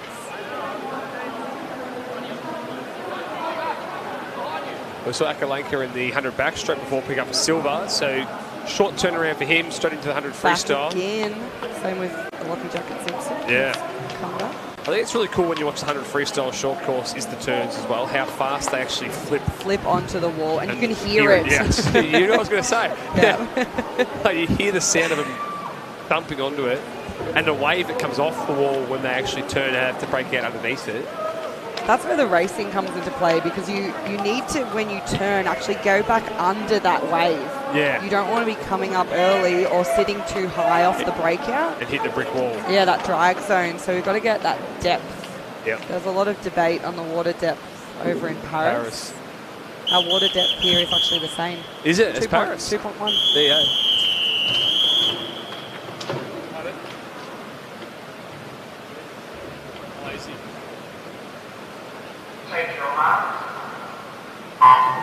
I've just been informed by the squad near us here, Nicholas Wu. He's retiring after this meet, so he's hanging up the cap and goggles. So he's going to great start from him, actually. He went the whole 15 underwater there. Oh, there you go. 10.8 James Ward. Just his underwater, his skills. What a breakout. You see that? Get a lesson from the man himself. Look at the turns as well. You can see how he's breathing that twos. He's got that real sort of gallop freestyle that we see now, that hybrid freestyle where you breathe on that hand as it enters. I like how high Lockie's sitting in the water. You just see he's almost skimming the surface with his upper body there. Yeah, it's going to be a really good finish between these two. I reckon Lockie might be in front. His rating's a lot higher here. Timing onto that finish. I reckon he might have it. Oh, he does. 48.2. There you go. 48.4 and 49.3 from Toby McCormish. Spicy. That's a quick time. I like it. Yeah, it's good.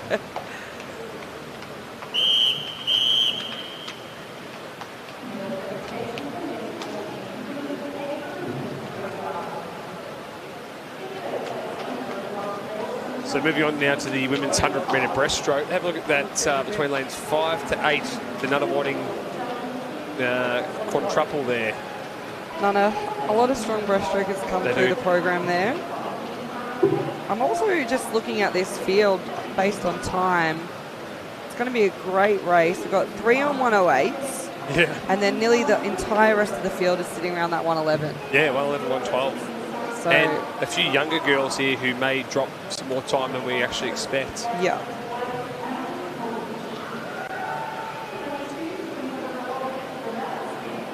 How about Isabel Ray as well, 15-year-old?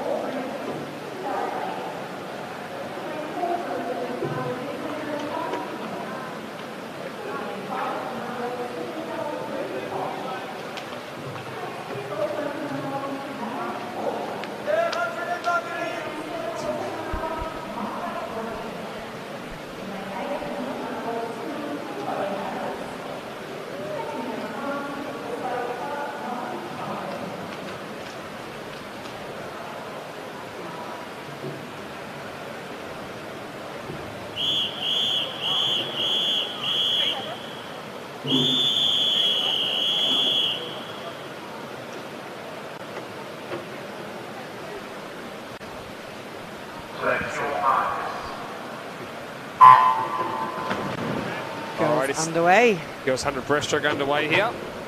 Good breakout there from Lily Kosh in lane 5. You see her on that underwater and that split stroke. Super strong. Really driving through there at each stroke. Going to lead us through this first 25.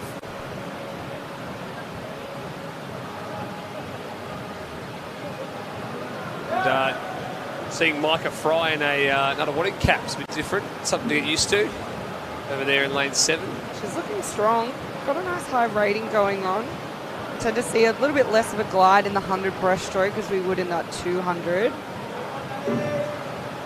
Good battle between Tara and Lily right now. They both go stroke for stroke. You expect Tara's probably going to finish quite strong in this last 25. I think so. Koshi's just shortened up a little bit in this third 25. She was out super strong on the first lap, and that can kind of almost cost you a bit towards the end. So it's an important balance. Here we go, coming down now with 10 metres to swim. Who takes it from here? Might be Tara, might be just in front. I think Tara's going to get it on the wall. She looks like she's going to time this finish a little bit better. Koshi had to do the glide onto the finish there. 107.07. Lily Kosh there, 107.47. And then Riddell Smith flew home. 109.76. We've seen her from that distance, sort of mid-distance background. She's always going to finish quite strong. Never had that sort of speed at the front, has she? That good middle-distance genetics. Yeah, the family's got a lot of good middle-distance genetics. Just a lot of good genetics, really. Yeah, I think so. So you got the 100 butterfly down there. Nick Layton's actually in the 100 butterfly here as well. So he just raced in the 50 butterfly earlier in the multi-class and the 100 free in the multi-class. Man is everywhere. He is. James Ward's back again. Yeah. Gosh, there's not a lot of gap for those boys from the 100 freestyle. I think he's still puffing over there behind the blocks. Daniel Chivitarese also just swung. And he's also paired up. I just saw him take a drink of his Gatorade. So this is a short turnaround for these boys. It's a 200 metre, 100 free, 100 fly. I'm going to bet this last 25, this 100 fly really hurts. I think it'll be interesting what comes into play is the guys who are fresh coming into this. So how fast they go. I don't think George has swum as many races so far. Yeah. Yash hasn't been in as many. So there's a couple of guys who are a little bit fresher here. And that might make a bit of a difference. There was a pretty quick turnaround this morning between the two events, but obviously more heats. So this evening, with just the finals, one race in between pretty much, and we're back on ready to go.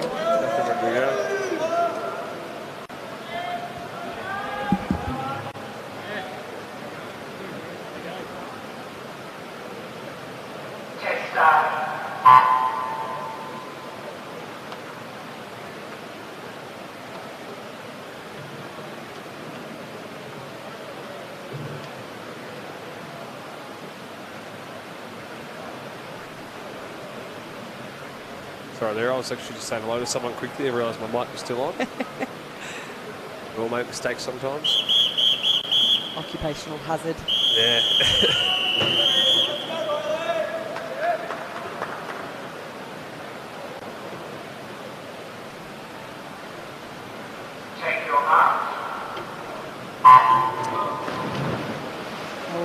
go. So we'll see a few of these boys, how much they can hurt here in this 100 fly after the 100 free. It's a good start from Cal there. He's always quick off the blocks.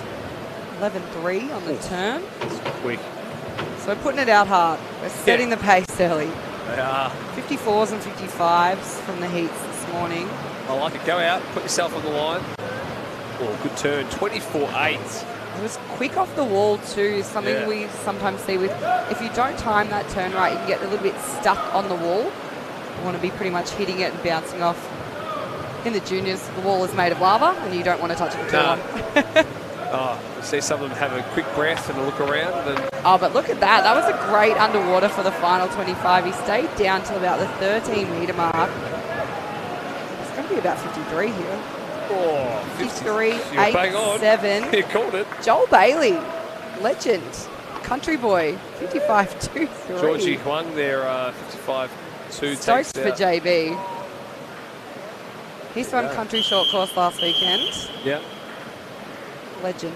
Absolute legend. Now, where was countries again last week? Traralgon. So Gippsland Regional Aquatic Centre. Beautiful indoor pool there. Nice pool, that one. So good to have some great indoor centres in our regional centres.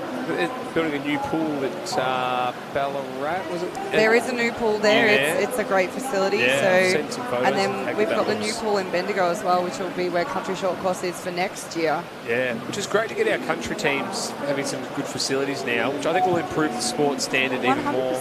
And especially time-wise. Gives them the ability to get those high-class times. If you don't have pools that are as good, you're not going to get the speed. No. If you don't have the depth, if you don't have the lane space, if you don't have touch pads and good blocks, and everything makes a difference. So, and the opportunity to practice using those things is a massive one as well. Most of the pools our athletes are training at don't have kickers on the blocks. Yeah. So sometimes they'll get to a state level event and they've never used a kicker. Yeah, they need to practice on it. Yeah. Well, I think, was it Bendigo or Ballarat sort of building a new club there? We sort of spoke to the awards night, remember? So Bendigo Hawks have won Club of the Year for 2 years in a row, but something that I really love that's been going up in Central Victoria is that Bendigo has 3 clubs that run from the city, and they actually combine to run all of their competitions. That's good. So rather than working against one another, they do some sessions together, they do their fundraising together, they make money together, and then they split it. I like it. Well, I think it means, like, they can see the bigger picture there, is they all want to get their best out of their athletes. Improve the standard, and guess what? All of Bendigo swimming improves. Exactly. You get more kids racing. 100%. No, I love this event, Tim. Yeah, you talk us through it. Talk us through it. So this Explain is event what it is. 22, the men's 400-metre individual medley. Favourite event for you? I think definitely. To watch in particular. Watching Liam Marchand do it was probably that was fantastic, wasn't it? That was he's an incredible swimmer, an incredible athlete. And actually, Summer McIntosh wasn't too bad either to watch. She's great. But this race, because it is all of the horrible things. It's 100 butterfly. 4 laps, 100 butterfly, 100 backstroke, 100 breaststroke, 100 freestyle. It's heading towards more of that distance event, being a 400. So you need that endurance, but you also need to be great at every stroke. And the lead can change within 50 metres. It can change on a wall, and I'm actually, fascinated at the moment. So Dom Sui in lane 2, he's led us around in the butterfly. I know Josh Wachowski in lane 3 always looks super relaxed in the fly leg. I saw him do a 200 IM the other week, and I think he was about 8 metres behind after the butterfly, and he won. And he came back, So, never discount him. Don't worry too much about where anyone is after the butterfly. It's about setting yourself up and knowing that you've got the lung capacity and the legs left for the rest. Now, the way I like to see my athletes race a 400 IM is heavy on the arms and the backstroke. Legs. Super light on the legs, and then the breaststroke is obviously where the legs start to come into play. You don't really use the arms as much in the breaststroke, and then freestyle is just whatever you've got left in the tank. It's a race, and it's a 100-metre sprint off the back of 300 metres of other strokes. I think too, it's really interesting in a 4am is how many league changes you can see, or changes in positioning. Yeah, so you've just seen Joshua Carnes come through in lane 7 from Nunawading. He's a great 200-metre backstroker, so not really surprising to see him push through into the front on that backstroke leg. We've also got Cameron Ricchini in lane 5. Really good distance swimmer, so great IM, great medley swimmer, nice breaststroker as we can see him pushing through into the front.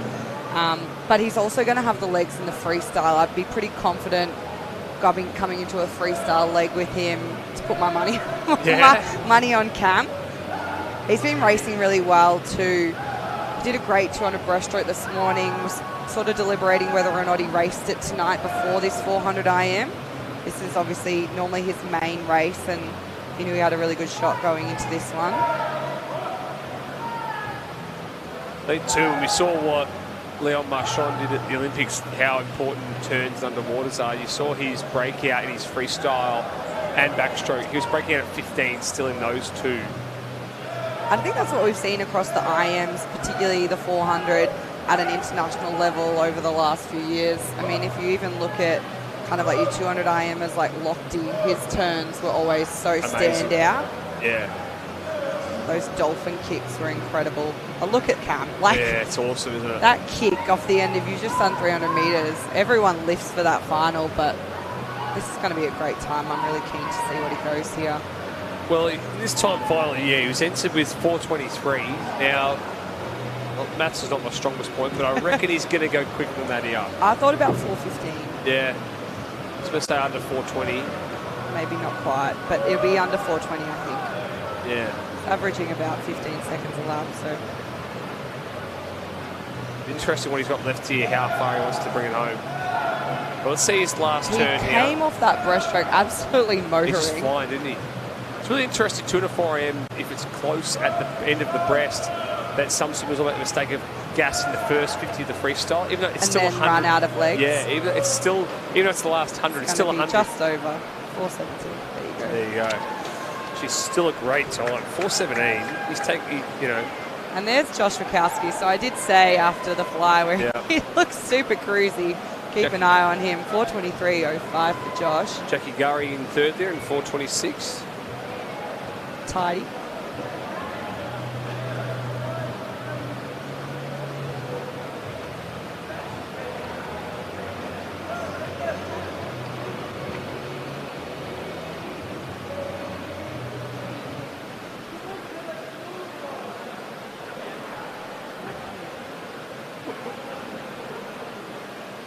Alrighty, so change of pace again. Got the 50 breaststroke now, so we go from a 4 AM to a 50 breast. Very different race strategy for this one. It is, it is. I do think the IMs are great to watch. I think they're really good fun. And it's so personal as well, because you really have to work to your strengths. You do. I know I spoke to a coach who was saying how much, like if they're an IM swimmer, how little they do of actual butterfly work, and it's mainly around their back, breast, and then a bit obviously freestyle. Because they just said that while yes, it's 100 fly at the start, it just doesn't have anywhere near the impact that the back and breast does, which is where your whole race is 100%. Set up. Yeah, so the fly, you just need to be able to do it comfortably. As long as you can do 100 fly comfortably and know that you have the energy off the back of that to do the next 300, that it's the setup. It's kind of that initial, it's the foundation of it. And then where the work comes in and where the racing starts to come in is definitely the backstroke and breaststroke. We see so many of the IMs come unstuck in the breaststroke because it is such a different stroke. Yeah, totally different timing. The kick is strange. Different muscle groups being used. So a lot of athletes who are good at fly, back and freestyle have attributes that are, work for them in those strokes that don't really relate to breaststroke quite often. Strange old stroke, the old breaststroke. They say you can always spot a breaststroke. Oh, you do. You can spot it when they walk. I think too, like that breaststroke, the way the kick is, it's completely different. Your feet are going completely different angles. Your hips are doing something completely different to what you were just doing. I think as well now there's so many different styles of breaststroke coming along too. So they've tried to adapt it for people with narrower hips or wider hips and your range of mobility through those hips and knees. So you can have that real spicy whip kick that's super small and fast. And you also have a lot of, I think traditionally more females have that wider style. If you have those slightly wider set hips, I know Lily King's a little bit wider through her kick. Whereas if you compare it to like Adam Peaty, who's just this Almost narrow, in between. tiny, Yeah. What's interesting too, I think, is like no kick is actually correct with it because it depends on your genetic makeup with it. You know, I know a few coaches that tried to get swimmers to do the real narrow kick and they wouldn't get any generate any power out of it. You get to go back to that little bit. Maybe it's a little bit slower technically, but if they can generate an extra half a metre distance off each kick, well, it's going to be so faster. Worthwhile. So Grace there, big thumbs up at the end of that 50 breaststroke, 38.94 for her. So that looks like a little personal best. Yeah, it's PB. Sarah Howe was second to touch the wall, 42.89. So that's our multi-class. Maddie Fox just took off 4 seconds too. Oh, Mads will be stoked. Yeah, it's a great swim. 4 seconds off. So we'll await those scores, those FINA point scores, or World Aquatics point scores for our overall medalists. We'll go on to our men's 50-metre breaststroke multi-class. Just the 3 athletes in this race.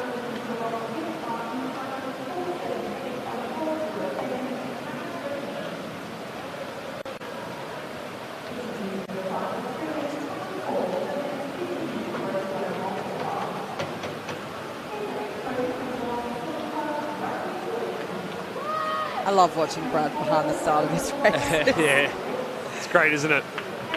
I think we need to see more of it. I think so, yeah. More celebrations, more getting around. I agree. Look at me. Oh, I'm with you on that. I was actually surprised, Tim, it was really quiet before that 100 freestyle start. I'm used to a little bit more slapping. Yeah, I thought the lads would be smacking their chests a bit harder and going for it. Take your mark. Quick reaction there from Riley. Yeah, it was. He was straight up and into it. 0.47 off the blocks, so that is very quick. Well, it's about 0.6 is the average. Yeah, I think generally what I say is anything in the 0.5 range is a fast reaction. 0.6 probably average. Yeah. 0.7 or over can be a little bit slower. If you're above 0.8, it's you're hoping you're doing an 800. Yeah, it's a bit slower. So Riley went 35 this morning. Might be a little bit faster here. 5.6. Oh, sorry, 5.100. So there it is a tiny little bit quicker. Yeah. Every little millimetre counts. I'll take that one because he's had 2 of my Freddo frogs today. So that's the difference. I think that was it. That was the 5.100. Gave an extra burst of energy. Yep. Sugar rush. Yeah. So moving on now to the women's 2 fly. Some familiar second favourite event. Yeah, second favourite on the 4 a.m.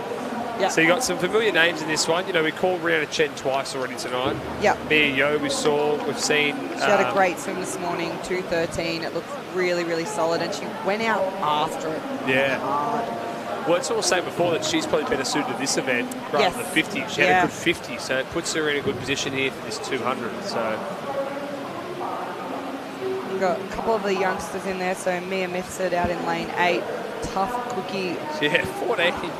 She picked up a medal at Nationals.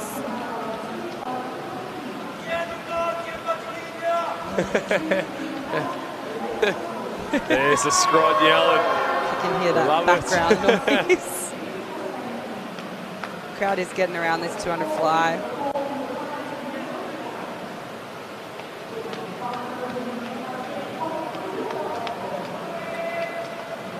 So yeah, a couple of different styles we'll probably see through this race. 4, 5, and 6 are more of those sprint butterflies. Yep. So Mia will go out really hard. Izzy Osborne, great 50, 100 flyer. She'll be out quickly as well. Rihanna, we saw her win the 50, so definitely expect to see her out a little bit faster earlier on. Yep. And then as you kind of move out into those outside lanes, you've got Judy Hussein in there. She does a lot of 400 IMs as well, so she's more of that back-end swimmer. Sarah Steinman, great back-end swimmer as well. Michaela Larkin from Cheltenham, we know she's going to have that distance background. I know she's had a very heavy program today, though. I think this is about her 7th race of the day, she was telling me earlier. Yeah, it's really interesting, isn't it, that you see the different swimmers coming together in this one from the sprint background and the distance, because I feel like a lot of these guys who do the distance can do a 2.5 because they're so fit, they're so strong. But you've also got those power athletes who can really muscle through that 200, especially with short course. Yeah, with all the extra walls, you see a lot more people participating in the 200 fly for one. It makes it seem a little less daunting. 450s in a long course pool. It's a lot. There's a lot more swimming of butterfly. Yeah. This is a lot more turns and underwaters. So no surprise there. Those girls in the middle lanes going out after it. So out, look at that, both out well under the 30 at 29.3 and 29.4.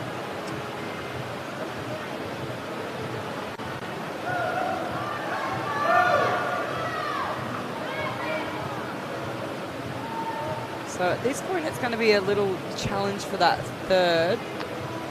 I know these girls, they are more sprinty, but they will hold on pretty well. Yeah. It's going to make it hard for them, the other girls in the race, to catch up. It's also a bit of mind games as well. Sometimes you can dishearten people. Yeah, get out so far in front, they're not going to try and catch it. No. They'll race the person next to them rather than go for those leaders. I will say, Izzy Osborne's actually probably caught up a little bit on Mia here, so she hasn't gone away. Mia hasn't been able to break her like you were saying, so Mia went out pretty hard at that first 100, but these two have sort of stayed about the same distance. Maybe now Mia's starting to separate. I just think Mia holds that rate a little bit better, so it's a higher rating. Izzy breathes quite high, you can see that, so she gets up out over the water. But on each lap, she makes up a bit of ground. Yeah. So they've got 2 laps left. There's a second between them. Yeah, well, they go under that 2:13, 2:15 mark here. I reckon they probably are going to come close to her. I think Mia will probably be right on. She's turned, I think she was around 137 where she turned this morning, so it's looking like it's going to be a similar swim. Yeah. Well, these two have just increased their lead each lap away from the rest of the field here. Coming down. It is the battle on for third. Rihanna Chen is holding on there. 2:12. A bit of a challenge from either side, but I think Rihanna's going to get it. 2:18. So Rihanna does get there. She's had a great day. Another bronze medal there. Another medal. Another change of pace here. 50 breaststroke again. What's the 50s of breaststroke tonight? Yeah, I've had a lot of breaststroke tonight. Or is it just me? It has felt like seems like I've had more breaststroke. Maybe a bit of confirmation bias. I don't know. Who knows? But have a look at these times here. 29.1 or 29.3 is the slowest, and 28.1 is the fastest. So pretty much 1.1 seconds separates first to 10th in the 50 breast. So I spoke to Gary Chan earlier. He said Block was really hoping to go at 27 tonight, so it's 28.1 this morning. Yeah, he should be going to that 28 mark. The challenge for these guys is, as we said, lots of breaststroke events tonight. The boys have had the 200. Yep. So most of these boys, Adam, Lachlan, yeah, pretty much a lot of the field was in that 200 as well.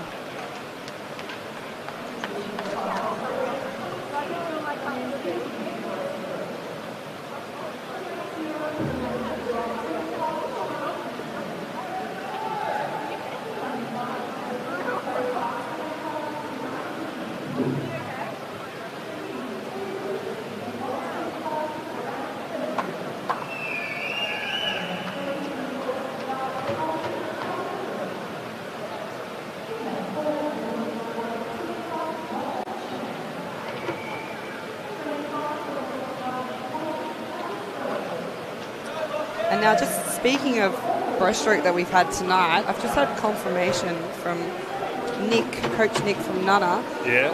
Koshi's 100 breaststroke, Lily Kosh, age group Australian record. Wow. The record was before today 108. Yep. Lily went 107.47 before. So she's absolutely so she smashed the Australian age record. Do we know who holds the Australian age record? It was Tessa Wallace, so Australian team representative. Yeah, so a dolphin swimmer. Yep. She's in a pretty good... yeah. That's how fast we're swimming here tonight, Tim. It just shows how strong our breaststroke is. Down here in Victoria, the water's different for our breaststrokers. They're doing something different. There's no special bananas, but there's some very special breaststrokers. Yeah. So we see how fast these boys are in this breakout here. Gee, great start from Callum, Heller and Lavelle. Oh, Robbie Dillison actually had a nice start there in lane 9 as well. He's a distance man. I'm just not used to seeing him in breaststroke. I've never seen that man do all 50 before. I feel like he's always doing long-distance stuff. Is he changing in late in his career? Well, you can put a blanket over this. I can't Looks pick like it. Cal's just ahead, but Adam has those long arms, that nice stroke. I reckon he's going to... Oh, there you go. Oy. Cal holds on. Salvard second. And Calvin Reid picks up third then. There you go. What did Calvin Reid do? 28-2. Gee, it's a fast final. 28-0, 28-0, 28-2. No 27s though. Sad. I'm no disappointed. 27s. Not angry, just disappointed, lads. Do better, boys. Yeah, come on, lads. No, that's a very No, fast. it's a quick time. It is fast. Sorry, lads. It is fast. Not disrespect there. No. So move on now to another fun event again, the 100 IM. Cool event. Only slum short course. You have got another 2 free to come. Then a real fun event for you, a 1,500 free, and then some relays. Yes. Must be exciting. This is a good night. It's been a good night of racing so far. It's been pretty fast paced. Like, if I'm honest, it's quicker than we probably thought. I reckon we're still ahead of schedule. I think a lot of our age groupers are doing awesome as well. So I'm really keen for 3 weeks' time at state age to see what we get. Because I know a lot of these guys will actually be tapering for that. Yeah, definitely. Well, I think a lot of them would be, most likely on sort of a slight taper maybe, or coming in towards the taper. Yeah, we've seen a lot more drop tapers now, Timmy. Yeah, the 3 or 4 day. Yeah. I think with age groupers is probably a better way to go. I agree. I think it's a smart way to do it. Just freshen up a little bit. Not too much. I don't think as an age grouper you're going to get as much out of a massive taper anyway. I think also you may actually find some of them might go into a bit of a lull. Yeah, you go into that adaptation phase. Yeah. I know some swimmers have always spoken about if they've been tapered too long or too early, and then they actually lose a little bit. Take your marks. I always found, like, as you built up more and more quality, you end up doing less and less anyway. Yes. So you naturally start finding more and more speed For sure. later in that season. What are your thoughts on how now these days some sprinting communities are starting from lower distances and you build up to the distance rather than starting on high volume and down to your sprint, or you start low volume and you build up? Yeah, Really intriguing. I think it's about that continuation of being able to hold pace. So, but I think what we're learning is to really adapt our programs to the athletes. Yeah. So it's not just about what the coaches think is the best way to do it. Yeah. It's really interesting because I heard Ash Delaney, I spoke to him about it a while ago, and he just said, he started the season, it's a lot of high sprint work at short distances. And it's all then building up to whatever distance that they do. Exactly. You have to be able to hold it. There's no point in just being able to do the best 15 minutes. It builds them up. It starts, It's really interesting too. I actually saw one of the athletic runner girls from America. She won the 400. I can't think of her name now, but she was talking about how she only runs a 400-meter race, but the longest distance in training she does is only 1 mile, which is like 1.3k. So it's a lot of just quality stuff, whether that translates Repeats, whether that will translate into swimming soon. I think everyone's going to give different things a go now more. Yeah, it's a lot more. We're not afraid of trialing different things. Yeah. And so Maddie Fox here coming into her freestyle. These girls have had a huge program, as we sort of mentioned before. I think they've had 4 finals already tonight. So fatigue will start to settle in soon. And Grace has nailed it. She's gone the exact same time as this morning. I wonder if the splits were the same too. Alison's gone slightly quicker, and Sarah's taken off 5 seconds again. She's been doing amazing. Yeah. Had a bit of a chat to Sarah at Country Short Course. Yeah. Great chick. I'm a bit biased towards the country athletes. There you are. Yeah. Sport out Metro. Go Country Kids, she says, working for Melbourne Swimming Club. It's good to see a lot of our country representatives get down as well. I think it lifts the standard. You want your best swimmers all here at once. Yeah.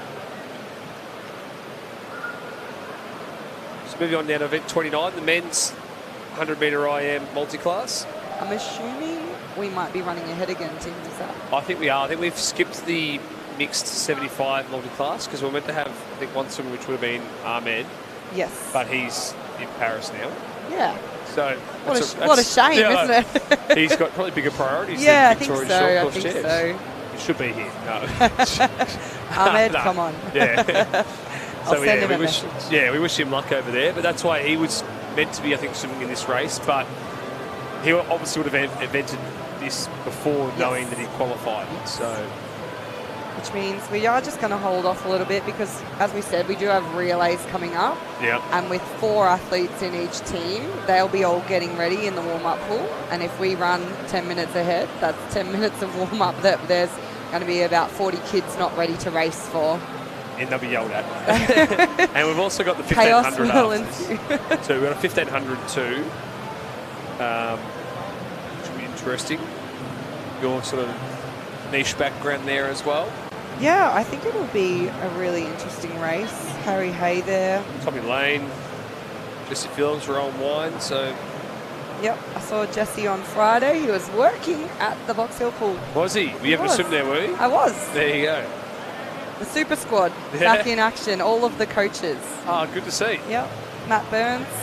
Yeah. Hamish McDougall. You guys want to swim Talia together? Marsh. Yeah. Some Starry Park nostalgic the names. Starry Park. Starry Park nostalgic names, I should say. Some distance was covered back in the day by Some that distance crew. was not covered by the crew on Friday. More talking, more sitting at the lane rope. The boys are opting for the 425s each week freestyle approach. Okay, I like it. Yeah. 100 metres in total. Yes, pretty much. Hey, it's still 100 more than what they would have done, so at least they're still in there. It is hard, though. I think that shows, too. It's really hard for athletes to actually swim by themselves. Yeah. And I think some swimmers who then retire or then go, I'm going to get back into it and swim by myself, it is actually really hard. It's a very difficult sport to do alone. Oh, yeah. There's nothing lonelier than a black line, is there? It is. Here comes the big man Josh walking past us. Incredible events coordinator of Swimming Victoria. The man owns the most humblest man. Rocked up to the Vic Awards with his shirt and wet pants. Wet pants, that's right. Didn't want to rock the suit. Got the late call up. I think he did. An oversight, I'm sure. Take your mark. Alrighty, so 100 IM underway. And like our female multi-class, these guys have all done multiple finals, multiple heats, probably 4th or 5th final once again.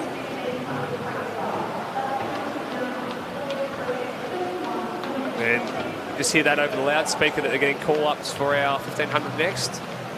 Get ready.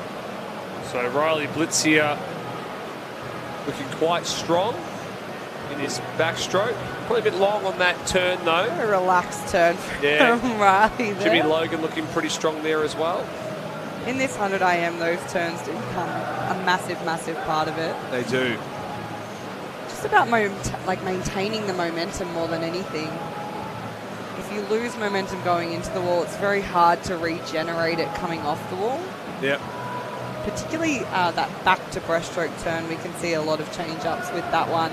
And then we actually see the most ground made up or change in the breaststroke to freestyle. The quicker you can get away into that freestyle leg, the more distance you're going to get on the rest of the field. Good point you make, because the breaststroke's obviously a lot slower to get through to it, and you can break out in that freestyle.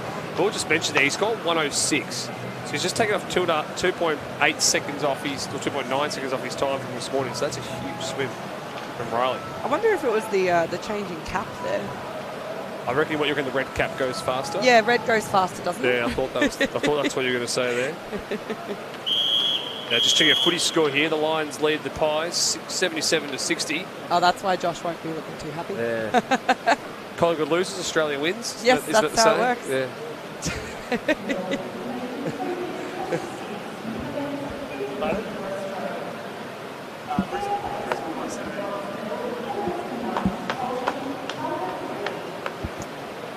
I'm actually really keen to watch this race, Tim. Yeah. I have to say, as much as I love the other events, I think short course, 200 freestyle, is one of the most difficult races to perform and to race. Yeah. Because it's... Everyone does it. And it's a sprint. It is. But it's really a middle distance race. Yeah. But it's a sprint. I think I really like too is that a lot of people's training is around 200 pace work. You do even breaststrokers, butterflies, will do a lot of 200 pace freestyle because they have to break it up. And you've got to do a lot. And a lot of our aerobic work is freestyle. Freestyle backups and backups of freestyle. So you won't be surprised if you see a lot of swimmers in this one, like Tara Kinder in this one, a breaststroker in the 200 free. So like you see a lot of these swimmers like Hunter McKenzie, who just did the 800 earlier, comes down to swim the 2, which is good for her to have a bit more speed. Yeah. Interesting to see whether you see the change in stroke. Yeah. More of the legs coming into play. Higher stroke rate potentially too. Then you've got a few girls who kind of more trained for this event. You know, in the past, Arabella Tomlinson's been a really great 200-metre freestyler. Always kind of see her name pop up in this race. Zali works the 2 and the 400 free quite a lot. Yep.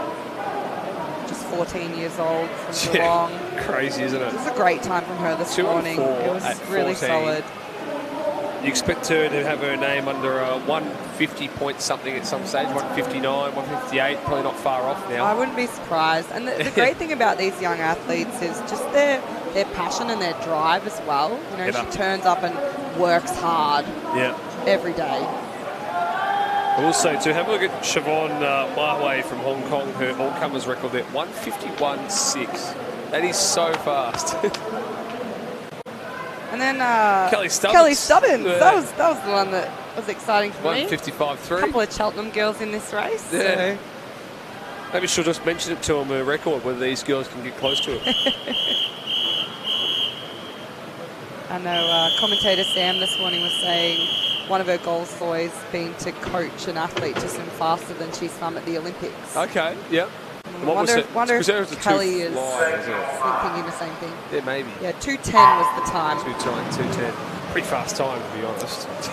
Yeah, I mean, it was interesting because she's at Caulfield now and Mia Yale's at Caulfield and Mia went 2:13. Pretty close then. So not too far off. I know that Sam's not her primary coach, but she... Yeah. Close enough, I think, was the terminology used. Close enough is good enough. So interesting. It doesn't look like anyone's taking this out super hard in the first 50. Tara Kinder will lead us through there, 28.2. Yeah, not that fast. It's actually fairly relaxed, so it might be more of a race than a speed kind of element here. A wait-and-see race. See who makes their move. It is the last kind of individual event for the females on our program tonight. There'll be a lot of tired and pretty sore bodies in this field, I think. It was pretty consistent in the heat, though. People were holding off. I think there was that almost, you know, pulling the slingshot back, waiting to go, and no one was really willing to put it on the line and make a move. Tara Kinder has just stepped it up in that second 50 there, so she's started with a bit of a commanding lead on the field. Pretty close on this side, 5 and 6, Alana Torrance, Alicia Clark. And then we go over to the girls on the other side. So kind of those little pair-ups we start to see when people are breathing towards one another.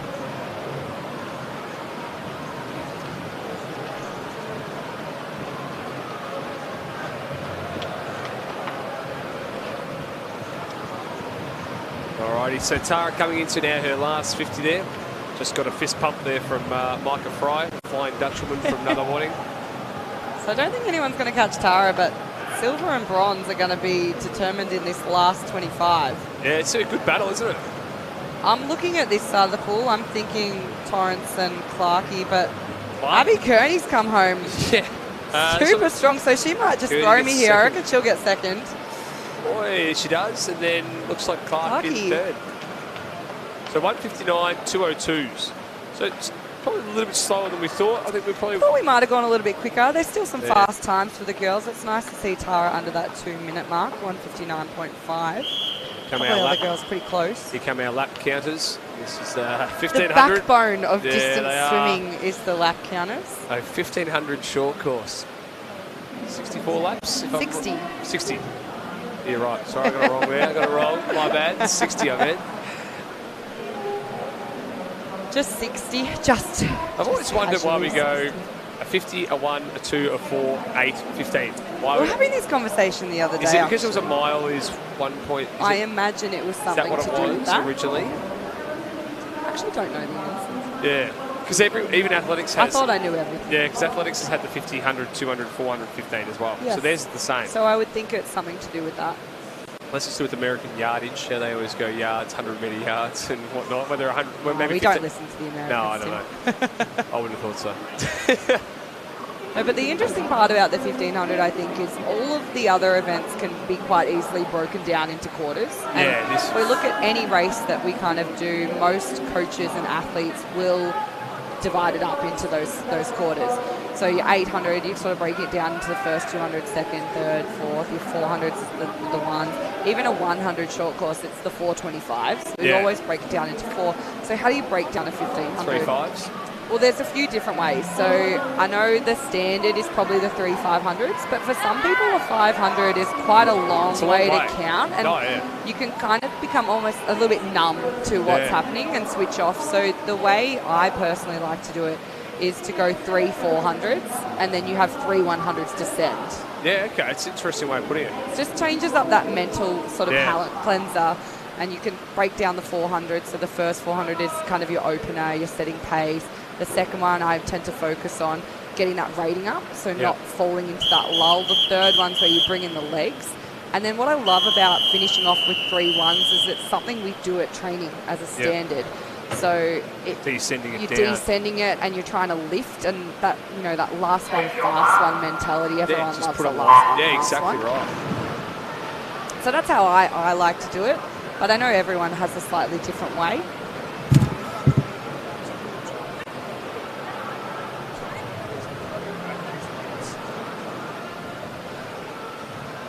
So as we go into this 1500, as we said before, it is 60 laps, 59 turns.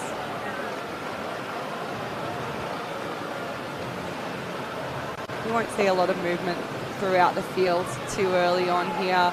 Everyone will just be trying to set pace, find a nice rhythm where they're feeling comfortable,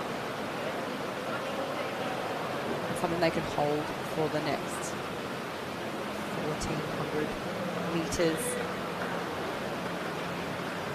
Tommy Lane out early, about half body length on the other boys.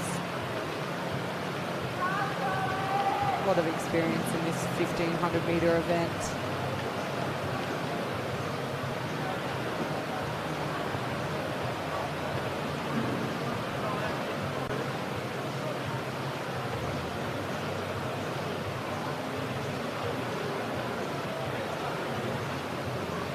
You will notice on those walls not quite the same ferocity and attack as they always turn over there as we see in the 50, the 1 and the 200. We're trying to flick those legs over a lot quicker in those shorter events.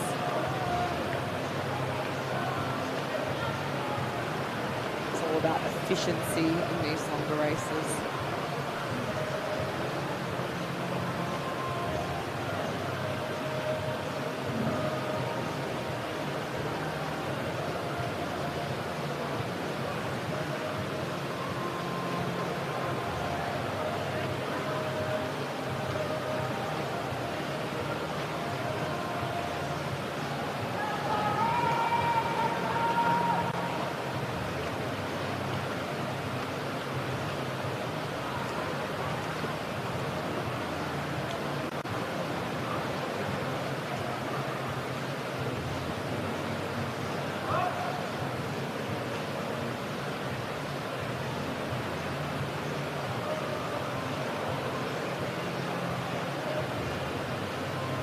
So we saw Tommy Lane in the 400 freestyle earlier tonight.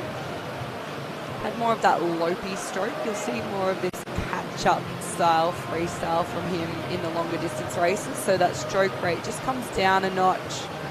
A bit more length on the front.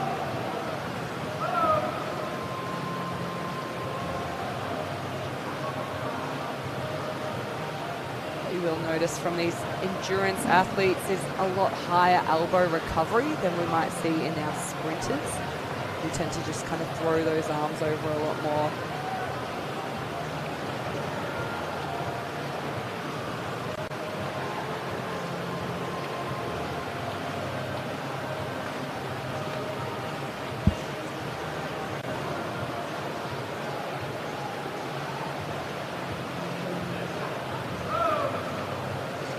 Tommy Lane's looking quite relaxed and smooth at the moment.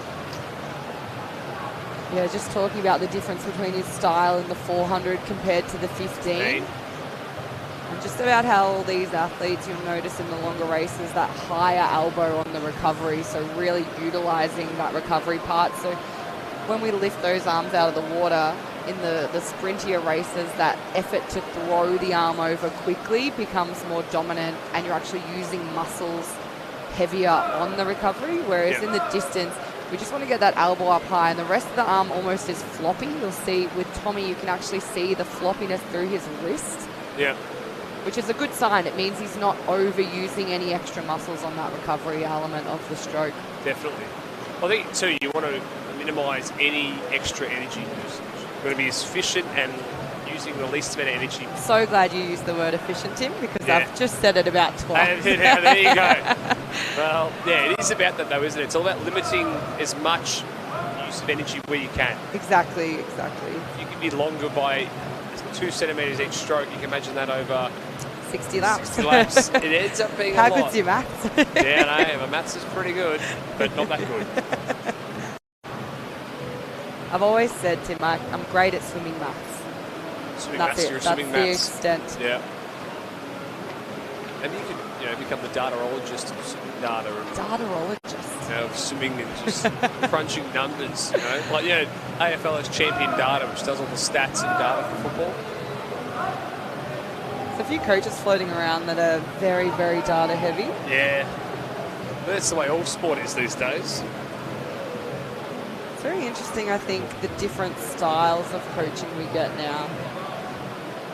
Everyone has their strengths, and what I love so much about coaching in Victoria is just like the ability to share with one another. No one's got really closed programs. Everyone's super open.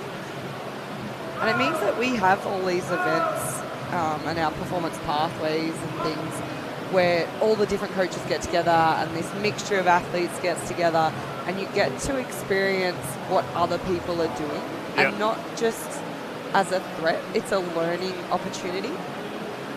And everyone wants to help one another, because if someone else's athlete that races yours is improving, it's going to make you have to lift your game as well.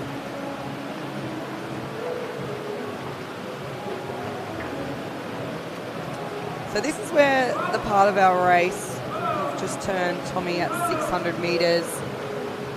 Gets a little bit messy across the pool to sort of work out what's going on. Yeah, who's in what position, especially short course. Yeah. You've got people on different laps, different positioning. It's really hard for us to keep. So Tommy's our leader. Harry Hay in second there. Rowan Wine is sitting in third. So they're your top three. But these boys are actually starting to make up a lot of ground on those outside lanes, which can actually play a pretty important role in the race to keep them switched on. It's almost like that rabbit in the greyhound race. If you're out in front like Tommy is now, instead of just having to swim your own race, you can kind of set your sights on a couple of these boys in the outside lanes and start chipping away on them. And, that's a nice little feeling if you can kind of overtake someone. Yeah, I'll catch them. You want to overtake them and know that you're that far in front with that much of a lead.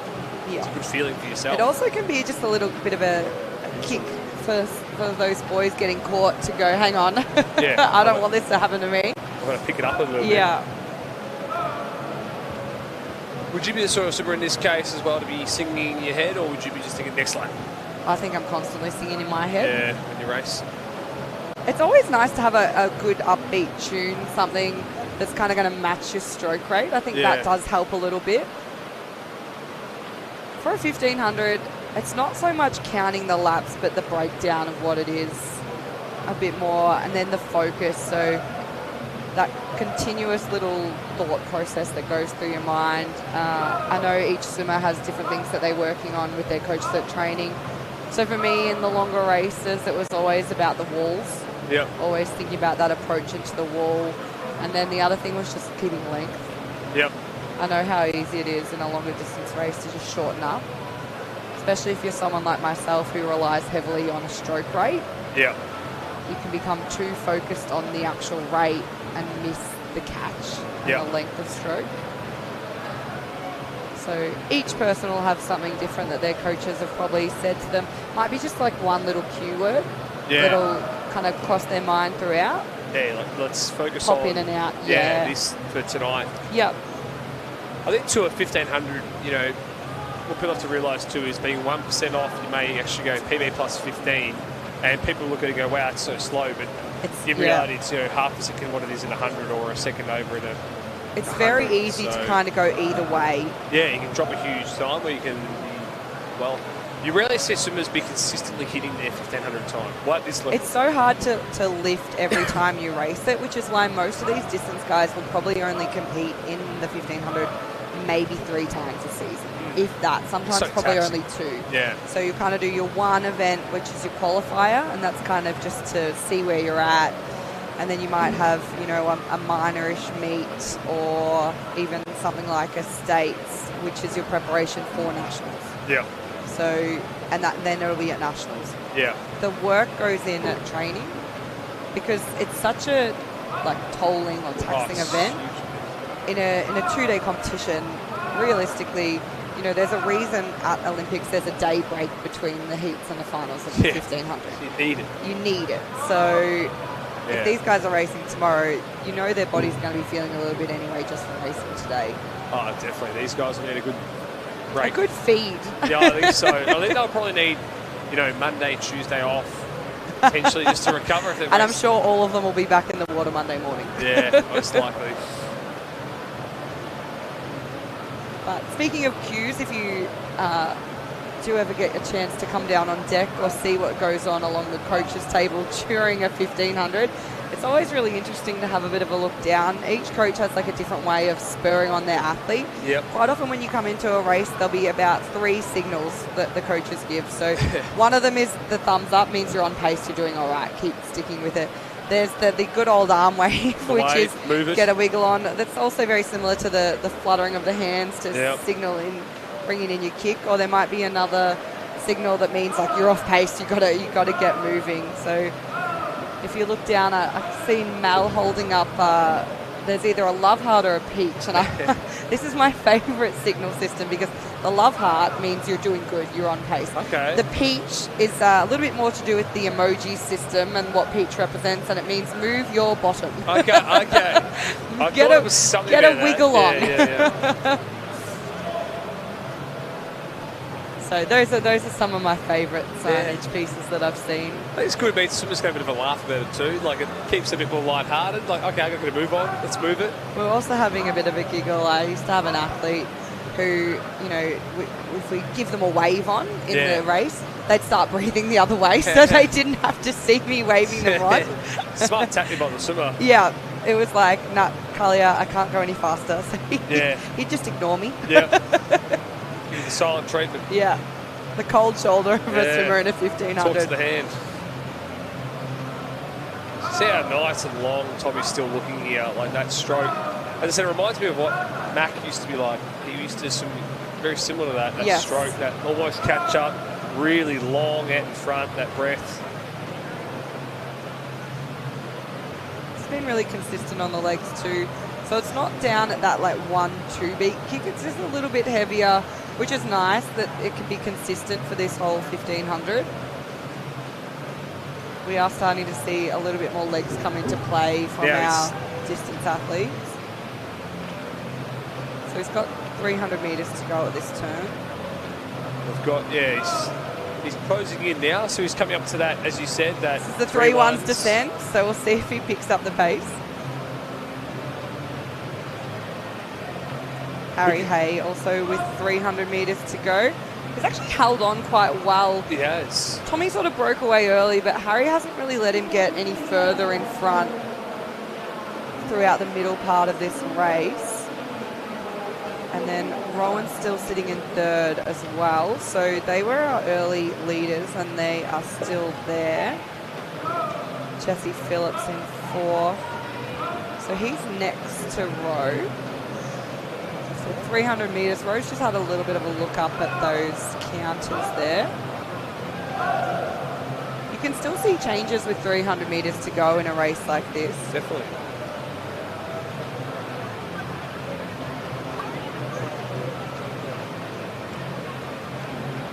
So the girls are coming out for our relays coming up after this as well. So we've got 2 events left, 2 relays, girls and boys relays to come. Some medley relays as well. Always bragging rights on the line in these relays. Very proud state, aren't we, Victoria? What a glory in our relays. So Tommy Lane now has 5 laps to go here. So he's going to... 4 laps now. Now 4 laps.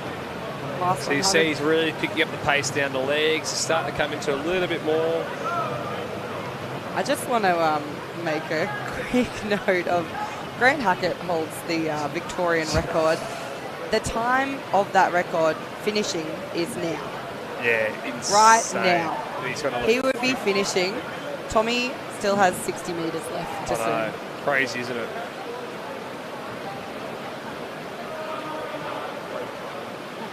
Pretty crazy to think that he could do that. But tell you what. In 2008, that's what's so great about it. That's a long time ago now. Yeah, he just had a look at the... That doesn't surprise me with Tommy. No, he's got 3 laps to go now.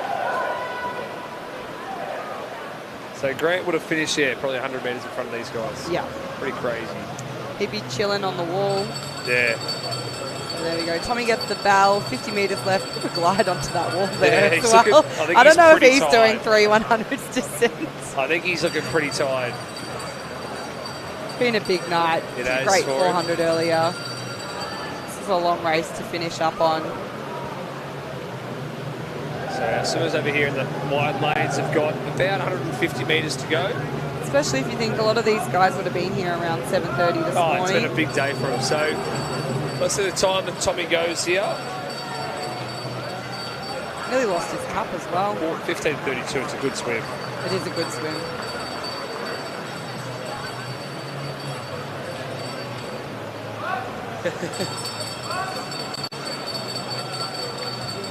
Harry Hay there, 15:40. It's a pretty decent swim from Harry, not too far over his best there. I've seen him back it up a little bit tonight too, so the boys give each other a bit of a high five, some nice camaraderie. Yeah. Rowe, very happy about that swim. That's a big celebration for a third. 16:02. Pretty far off that 15-minute mark. That'll be a nice break for him. And then Jesse Phillips in fourth, 16:12. So some massive, massive drops from a couple of those boys there for the 1500. Rowe, 18. He'll get a chance to race again at age. So that'll put him in a pretty good place coming into that.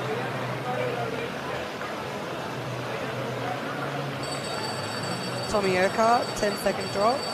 One of our newer members of the open water squad. Performance Pathways. One of those groups that I like to be involved with. Great bunch of kids. We have a lot of fun. Just seen that Collingwood ended up winning by a point. So I went early crow there and they actually won. Damn. That's why Josh has gone missing. He's at the bar. Yeah, he's probably celebrating.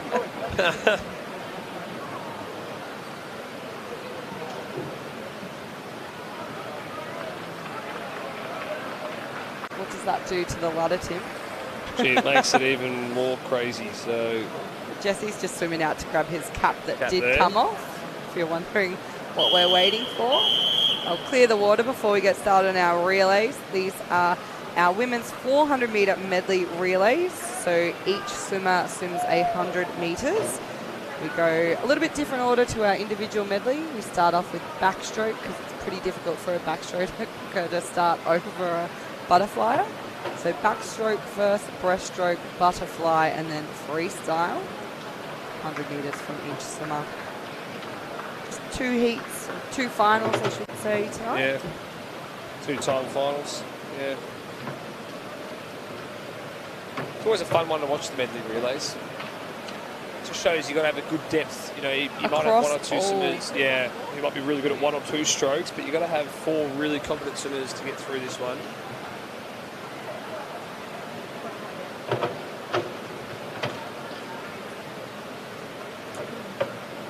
the Team USA relay record for this race is 3:44.35. Crazy time. It's what? Lily King, Tori Husk, Kate Douglas. Some familiar names. Just the entire Olympic team. Yeah. 3:44, so they're going about 15, 16, 17 seconds faster than our best here. That's a lot over a short course race. That's 4 seconds faster per leg. Yeah, pretty crazy, pretty crazy. Which, in a pool of this, you know, that's over 5 metres, closer to 10 metres.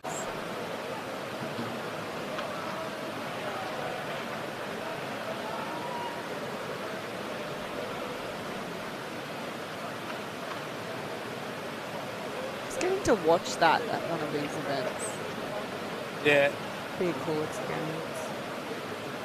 So who takes out this first heat here, you reckon? You got That's a good question. Western Melbourne Propulsion A's in this heat. So they actually might have a good swim here. They've just in heat 1 though.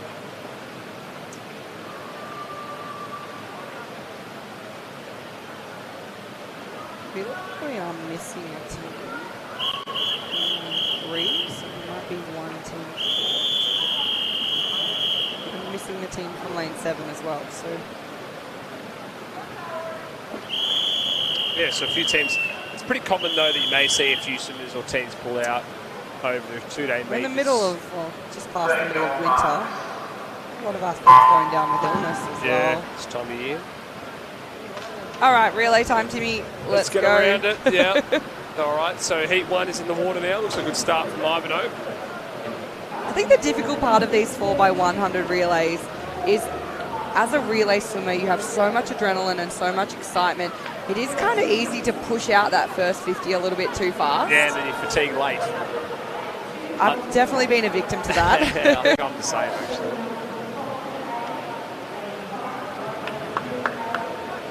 Dive in, you're chasing someone down. The first 50, you're killing it. And then the burn hits. Yeah, it hits you hard. Ivanhoe looking good early on. A team in lane 5. Also have a B team in here. Yeah, so I was about to say they're building really nicely, Ivanhoe. Like a new club with a brand new pool over there at Ivanhoe Grammar. It's a beautiful pool. It's a great facility. They've sort of our modelled school it off pools are just Camberwell, Caulfield, Ivanhoe. So we've got some good school pools around. It's kind of a model that's been going on in Queensland for a long time. Yeah, St. And we're starting to see that replicated here. Yeah. Yeah. Well, I think it's the way to go. Is like the school can fund a really good facility, and then your swimming club can build out of it. And if you have the ability to actually attend that school, it takes out a lot of transport, travel time. The convenience factor is massive. If you can go straight from school to training, you could be done in the evening before 6 p.m. Yeah, you train straight You've after got school. your whole evening off. Definitely. You can imagine, you train maybe you finish at school at 3:30, you hop into pool at 4. Done. You're done by 5:36. You're out home. Amazing. In bed at a reasonable hour. Yeah.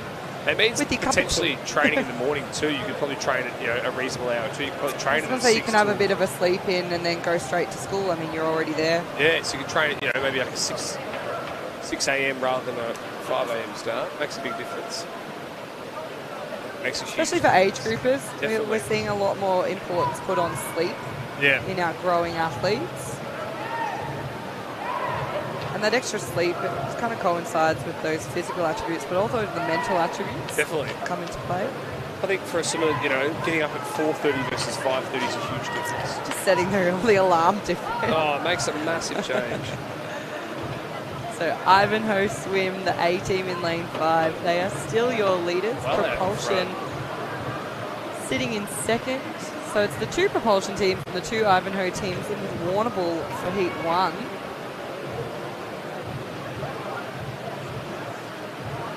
So propulsion are all about setting a fast time here to put pressure on heat 2. So they're well out in front, and they're going to have to make sure they don't get complacent here and keep pushing all the way through.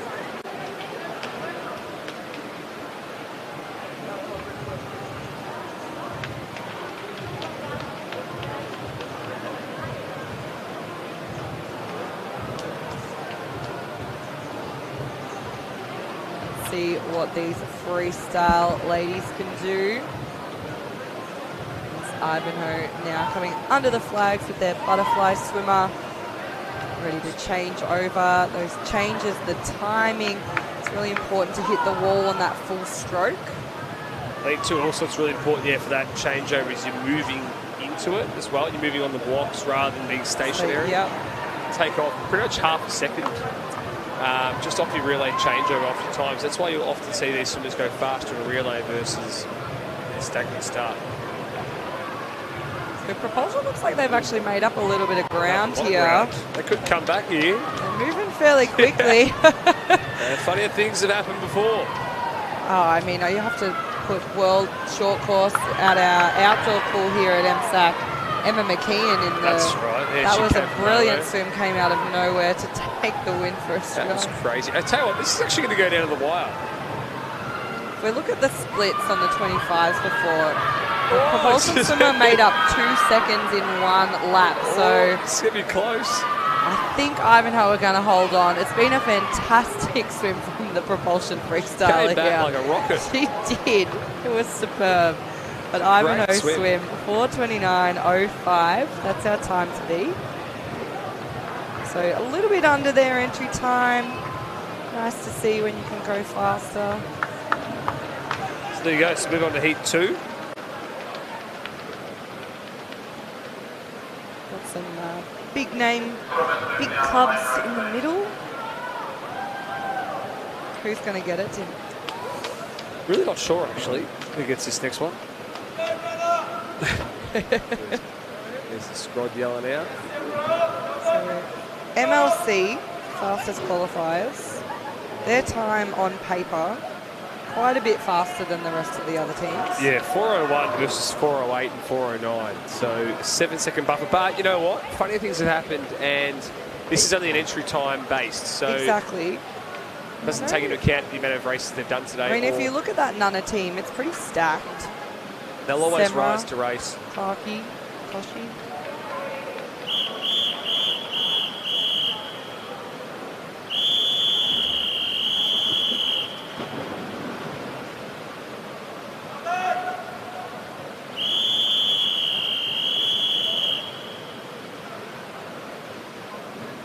A lot of these girls as well have those heavy programs tonight, so whether or not they're going to be on PB is up for debate. Yep. I know those relays you do tend to lift. Yeah, you do. Well, this will be really good. Well, there you go. Nunna Watting have started well here. Surrey Park have also started well. Yeah, MLC didn't get a great underwater there. I wonder if it's not there. It's had a bit of an issue off the block, off the wedge. Caulfield actually going quite well over there in lane 2 as well. Yeah, I think that's Sienna Shepherd. So we saw her do that really nice 200 backstroke earlier tonight. Yeah. The only reason I can pick it as well, I think it's hers, because 1, the underwaters, and 2, how still her head is. Yeah.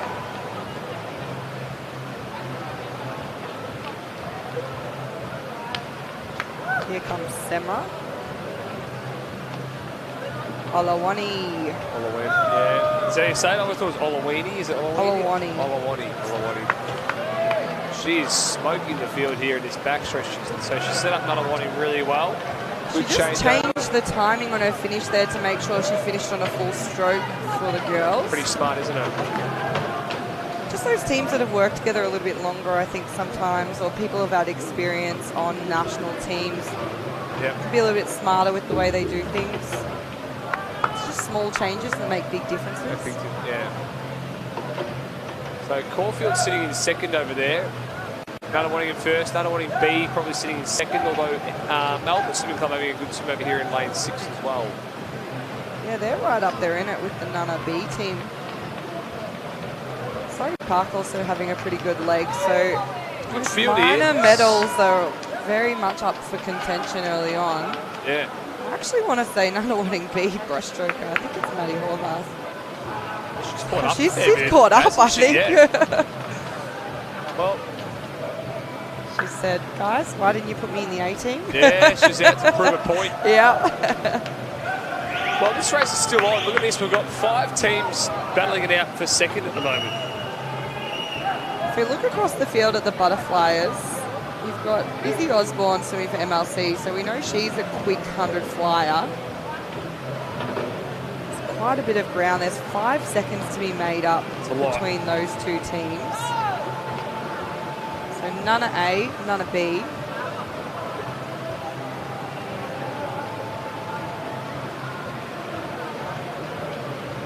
And then Caulfield's got Mia in for the fly as well. So two girls have had a great night of butterfly. They're going back up head to head here. It turned at about the same time as well. This is really interesting now. Surrey Park's just dropped off, so it's between Caulfield, MLC, and another one in B for that silver right now. Freestyle leg obviously a little bit harder to make up too much ground on, particularly when we get to these faster heats. All these girls going in at the end are going to be fairly close in time. Yeah. Clarkie's going to be hard to catch though because she is phenomenal. So MLC just moved themselves into second there. Nice butterfly leg from Izzy.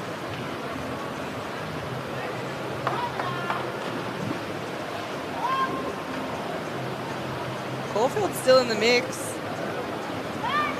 Well, this is a really good battle on for seconds. Yeah, Caulfield probably slightly in front, although MLC might be starting to come through now.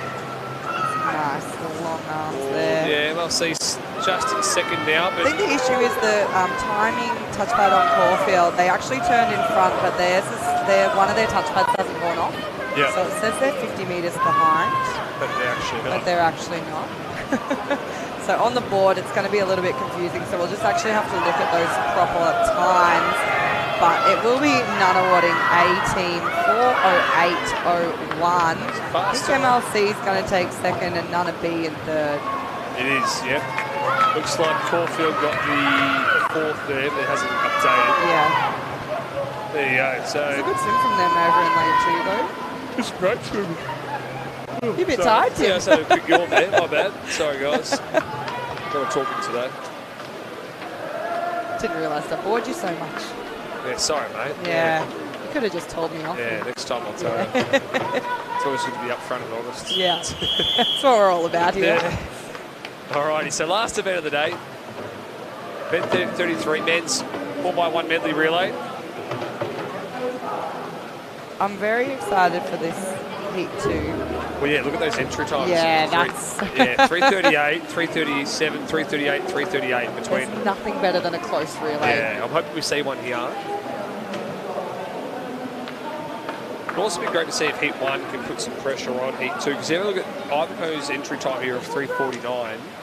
It's comparable to a few of those other teams. So they can scrape into a top 10. That's always a nice feeling for a club, especially some of these smaller clubs. Well, they're building, aren't they? As exactly.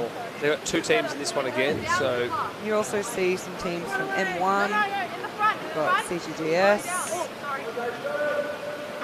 Got some more country teams in there as well.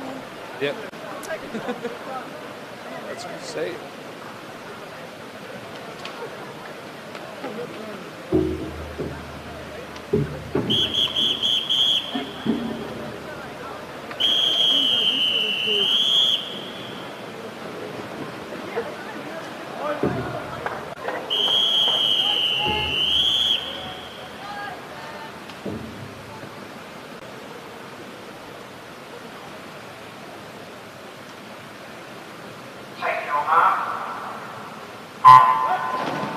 Big lift up there from lane 6 off the start.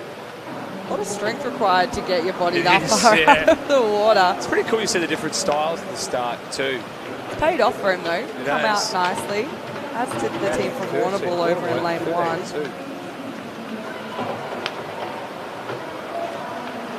Yeah, M1 looking pretty strong right there. I'm liking their caps. Yeah, it's the M1. Yeah. Yeah. The yellow strip. We're all down. about fashion. Yeah. Fashion's in the field. One thing I will say, the Warrnambool and Melton caps are really confusing. They're very similar. Yeah, it's almost the exact same. They'll have to have a chat with their presidents about maybe changing the colour just slightly. So Ivanhoe's starting to come through in the second 50 as well. So it looks like Warrnambool going to lead us through, followed by Ivanhoe, then M1. Finishing strong as well as Propulsion. Propulsion came through nicely on that last 25. The only person, or second, two of them went faster on the final lap there. Into the all-important breaststroke, but M1's looking pretty aggressive over there in lane 6. They're going to touch out in front. Good first 25. Those changeovers can make a big difference as well. If you time it a little bit better just than the person next to you. You can make up half a second just Absolutely. there and there. Bit long on the turn there from M1, but they've got a solid lead now. It's out to a second. He's had a great breaststroke leg here.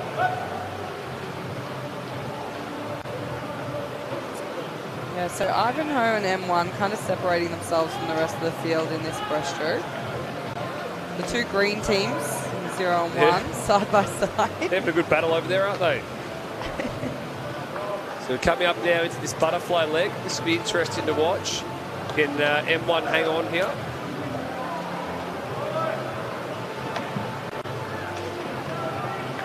Let's have a look here. Nice underwater. It was, but I've had a really good breakout too. So these two teams, I reckon this will go down to the wire between these two in heat 1. How are we looking time-wise? Well, M1 was into a 3:57. I reckon they're going to smash that. Yeah. Oh. No, I think they will. Yeah, they probably should. I'm going to start to make a bit of a move on him, though. On them now, they're starting to catch up. Gap is closing. So he's starting to fatigue. Yeah, he's just long on the wall there. Yeah. Was M1. So Ivanhoe might actually take the lead into this last 100. Both of them opting to breed every stroke. We're seeing that a lot more with the male butterflies in particular. Well, Phelps did it, so if he can do it, everyone else can do it. Chad the Clo does it. Yeah. Did it as well. Well, One of my favourites. Yeah. Well, I think it's as well is if you can do a really quick early breath, you can actually still keep the rhythm, but you're getting more air in, which should mean you don't fatigue as much. I think for sure. But you have to have the strength. Yeah. I think that's why more of the men opt to do it. Yeah. You've got that power. And they can hold their hips up. Exactly. Because the problem is obviously if you're breathing every stroke and you're fatiguing and your hips are dropping when you swim a butterfly uphill, you don't want some butterfly uphill. Lots of people just don't want some butterfly. Yeah. I was one of them. Coming into the ball here of this last turn. So it looks like Ivanhoe is going to take out heat 1. Now, what time did we say that they were? No, it looks like they're going to go a little bit over that time, I think. 3:49 over their entry time. So they've gone a little bit slower. M1's going to be under. 3:57. Yeah, what are they? Yeah, 3:55. You all right? So the question is, what times can now heat 2 go? Just trying to have a look across the... Yeah, any big dogs who have pulled out? Yeah. Or are they all out there? Really intrigued by Caulfield here, to be honest. Like, whether they are going to be the fastest after... entry time is the fastest, but... Now they've got fast freestyle and butterfly. I'm interested to see propulsion. They might be a little outside chance. Smoky here, you reckon? All right, who's your tips? You're going propulsion, are you? Oh. I'm going to go with... Lockie's looked really good all night. Yeah. He's leading them off. Just can't count out Nuttawading, though. They love a relay. Yeah. They do have the best cheerleader in the stands. That makes a big difference. Yeah. The squad alongside us. He's just pumping them up. I'm worried for the chair next to me.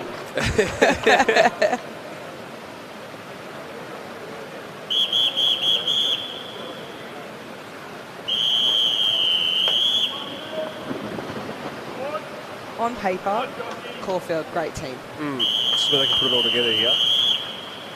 Had good swims all night. But it's a relay. Yeah. Anything can happen. We also, last short course, had quite a few disqualifications in the relays from memory. Too eager to turn. Yeah, there was a lot of keen beans getting off those blocks. Yeah. Well, it looks like a great start here for propulsion. You did mention them. The Smokies out 12.4 at the 25. I said Lockie's been looking really great all night. It does look really good here.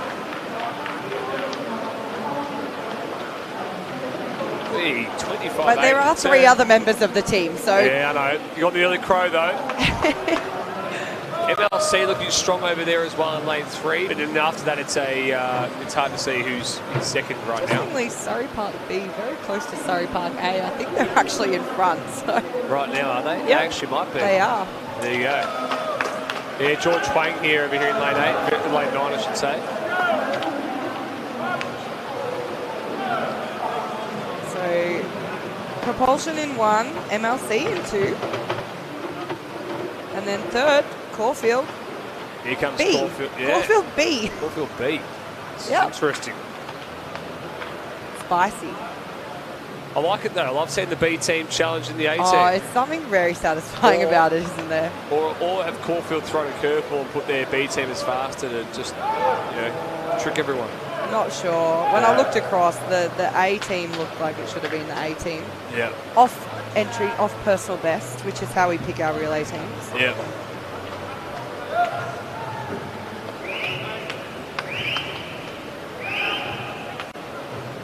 Well, this is actually getting really tight now between these teams. So Propulsion's still out in front, but it's a good battle on the second between MLC, Caulfield and Nunawading. So Callan for Caulfield, he's had a great night as well. Might be right about Caulfield, about Propulsion, I mean. They've got a solid lead now to the butterfly. Is that James Ward just gone in lane 4 there. He's a really good leg here, I would say. Is that Calvin Reid doing the butterfly for Propulsion as well? I think it is. I think so. Which is an uncommon occurrence, but when you have here comes Caulfield.